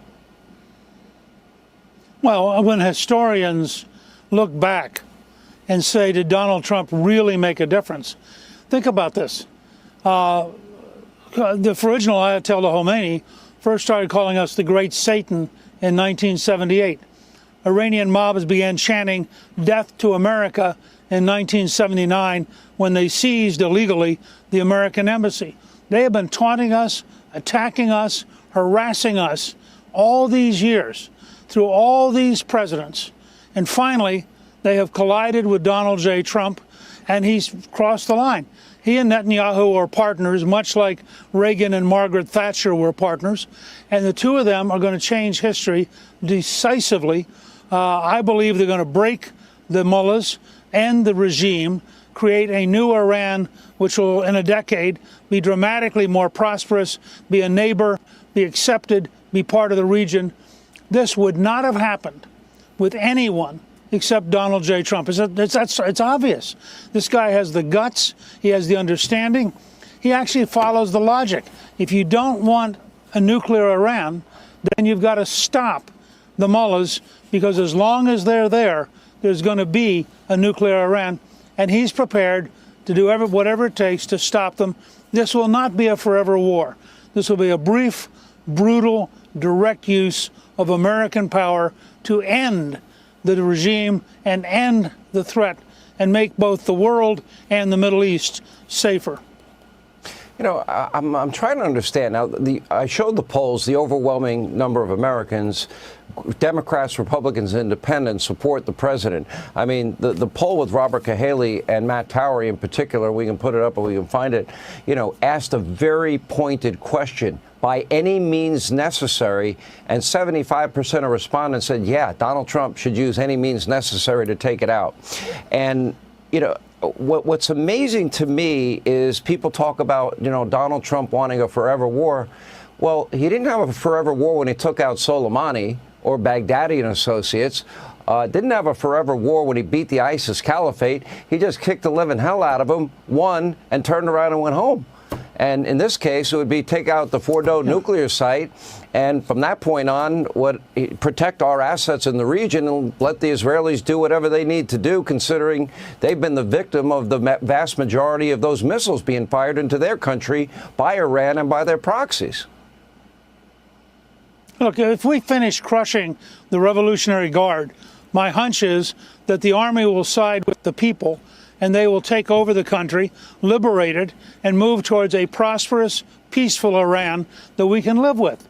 And there are an enormous number of Iranian Americans who are very successful, who are prepared to go back and help rebuild their country once the dictatorship is gone. But nobody should kid themselves. This is a decisive moment in world history. This is going to change not just the region, but, what happened was the American people since 1978 have had these people chanting death to America. They watch missiles hitting Tel Aviv, and the average American says to themselves, if any one of those missiles had been nuclear, the entire city would have been annihilated and 1 million people would be dead. Now, at that point, you say to yourself, are you prepared to take the risk of allowing these madmen to get nuclear weapons? And as you saw in the polling data, Democrats, independents, Republicans all came back and said, no, this is the moment, get rid of them. And luckily for us, we have in President Trump somebody with the guts, the toughness, and the determination to actually follow through. Let me get your final comment. I only have less than a minute. Donald Trump puts on social media warning the people in Tehran to leave. And not only are they leaving, they are leaving in massive, massive numbers. You can't even get out of there fast enough. Pretty amazing sight, isn't it? It is a moment that is going to change history, not only in Iran, but the message to Putin, the message to Xi Jinping, the message to every would-be aggressor in the world is there is a new sheriff in town, and he is serious. The Trump doctrine is clear. It really is. The guy that took out Soleimani, the guy that took out Baghdadi and Associates, the guy that took out the caliphate, doesn't believe in forever wars, but he's not an isolationist either, and he applies common sense and taking out Iran and their nuclear sites before they get them and terrorize the world. That, to me, is simple common sense. Newt Gingrich, we appreciate you. Shout out to everybody for tuning in. God bless y'all. You guys are awesome. We've been streaming for 3 hours plus. Some of you are just joining. You can watch the replay. Instead of looking for perfection, seek for consistency. Never give up on yourself. Never give up on your dreams. Never give up on God. Believe in yourself. Believe in your dreams. And believe in Almighty God. With that being said, I got to say this. America is the greatest country on earth. This is my belief. America is the greatest nation on the face of the earth. We do pray for peace. We do not want, death. Doesn't matter if it's Iranian or Ukrainian or wherever it's happening. We do not want this death going on. And Trump has said it multiple times. Just like the GOAT said in the comment section, he said Trump would come out victorious. And he said that, meaning America will come out victorious. So I got to say this, man. God is the greatest. We pray for peace, just like the esteemed, legendary moderator C. Shelley said, pray for peace. Okay, pray for peace. Regardless of what's going on, we pray for peace. All right. Thank you guys for being here. I got to say a big shout out to the GOAT, Dr. Luke. God bless you. Our esteemed member, the GOAT. God bless you one more time. Thank you for the super chat. Truly appreciate it. Shout out to Sandra, another esteemed member. God bless you, Sandra, for tuning in. Shout out to Ellie. Shout out to Ringmaster. Also, C. Shelley, God bless you for doing your job. It's hard. It's hard. I said doing your job like it's an actual job. But you've been absolutely amazing. God bless you. Even though there's wolves in the chat are trying to get you off your game, but you've been doing an awesome, beautiful job. God bless you for being here, C. Shelley. Shout out to Anders Game. God bless you for being here as well. Who else? Mr. Busky. I think I saw him in the chat briefly. I can't remember. But Mr. Busky, God bless you. With that being said, liberals, conservative, Democrat, Republican, it doesn't matter. What matters is you are American, okay? And you should stand for America. America first. This is why we voted for Trump. America first. Okay? America first. I got to say this too. Thank you to the veterans. Thank you so much to the veterans. Thank you to the military personnel. You guys give us our freedom. Without you guys, there would be no freedom. So shout out to each and every one of you who have a family member in the military. Shout out to C. Shelley. He said his son is in the Air Force. So shout out to C. Shelley. And shout out to your son, C. Shelley. Thank you to your son for his service to the United States. And God bless every single one of y'all who have a member in the military. You guys are the best. Thank you. Also, thank you to our law enforcement officers. Thank you because they're doing their job, safeguarding Americans on American soil. And shout out to ICE. ICE, baby. ICE is doing their jobs as well, securing the border and making sure this deadly product are not being sent over to the United States to devastate American family. A shout out to the Commander-in-Chief, President Trump, the 45th, now the 47th President of the United States. He's doing exactly what he campaigned on, which is mass deportation, okay? Bringing back manufacturing jobs into the United States, renegotiating trade deals, everything he's talking about, or everything he's talked about during the campaign, he's actually done it or he's already working on it. So, everybody has something to say, but no human being is perfect, okay? I don't expect Trump to be perfect. He's never going to be perfect. But he is the right man for the job. God put him there, okay? Human beings did not put him there. That's the first thing everybody has to understand. God put him there. We voted for him, but God put him there, okay? So maybe it's time to start praying. Maybe it's time to start praying for our leaders and wishing them well and wishing them the ultimate knowledge, good knowledge for them to be able to make the right decision for the United States. Because if Trump fails, America fails. Most people are saying, well, he's going to fail. Why would you wish for your president to fail? Don't you know your president represents your country? Trump represents the United States, so we can never pray for him to fail. We have to pray for him to win, so America can win. All right? God bless y'all. God is the greatest. Without God, nothing is possible. Okay? None of this is possible without God. And I believe in my heart that God is with the United States because, like it or not, the United States has done so much good in this world. People like to belittle the United States and say America is bad or like to be in everybody's businesses. But the fact is, without America, so many nations would not exist today. And that's just the truth. We can argue about it, but that's just the truth. America is literally like a mediator standing in between complete annihilation of some countries. And they know. But I guess, you know what they say, the hero is never respected in his home. But with that being said, God bless you guys so much.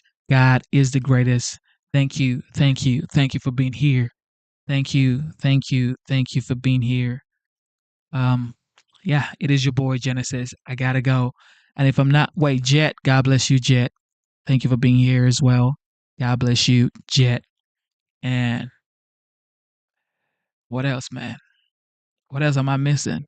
fathers, take care of your kids, okay? Mothers have been doing a great job for a long, long time. So fathers, it's time for us to step up and do our jobs, which is take care of our responsibilities. Kids do not ask to be here. We chose to bring kids into this world. We chose to bring kids into this world. So it's time for fathers to step up, okay? So, yeah, I know life is hard. And never ever give up, okay? Never ever give up. No matter what you're going through, no matter how hard your life may seem, you may be, living paycheck to paycheck right now. You may be, finding it hard to pay your bills. But I just want you to know you are not alone. God is with you. And very soon, you're going to get a testimony. You're going to get that phone call you've always been waiting for, that text message, that email you've always been waiting for, that would change your life. You just have to believe, keep working, never give up, trust God, okay? I'm not a pastor, I'm not a preacher, I'm just saying this is just normal things that I like to say, okay? God is with you, never ever give up. And I love you guys, man. America is the greatest country on earth. I love you guys so much. It is your boy Genesis. Shout out to the Go Luke, shout out to C. Shelley, shout out to Jet. Shout out to Mr. Booski. Shout out to Sandra and every one of y'all in the chat. God bless you. It is your boy Genesis. See y'all soon. God bless you.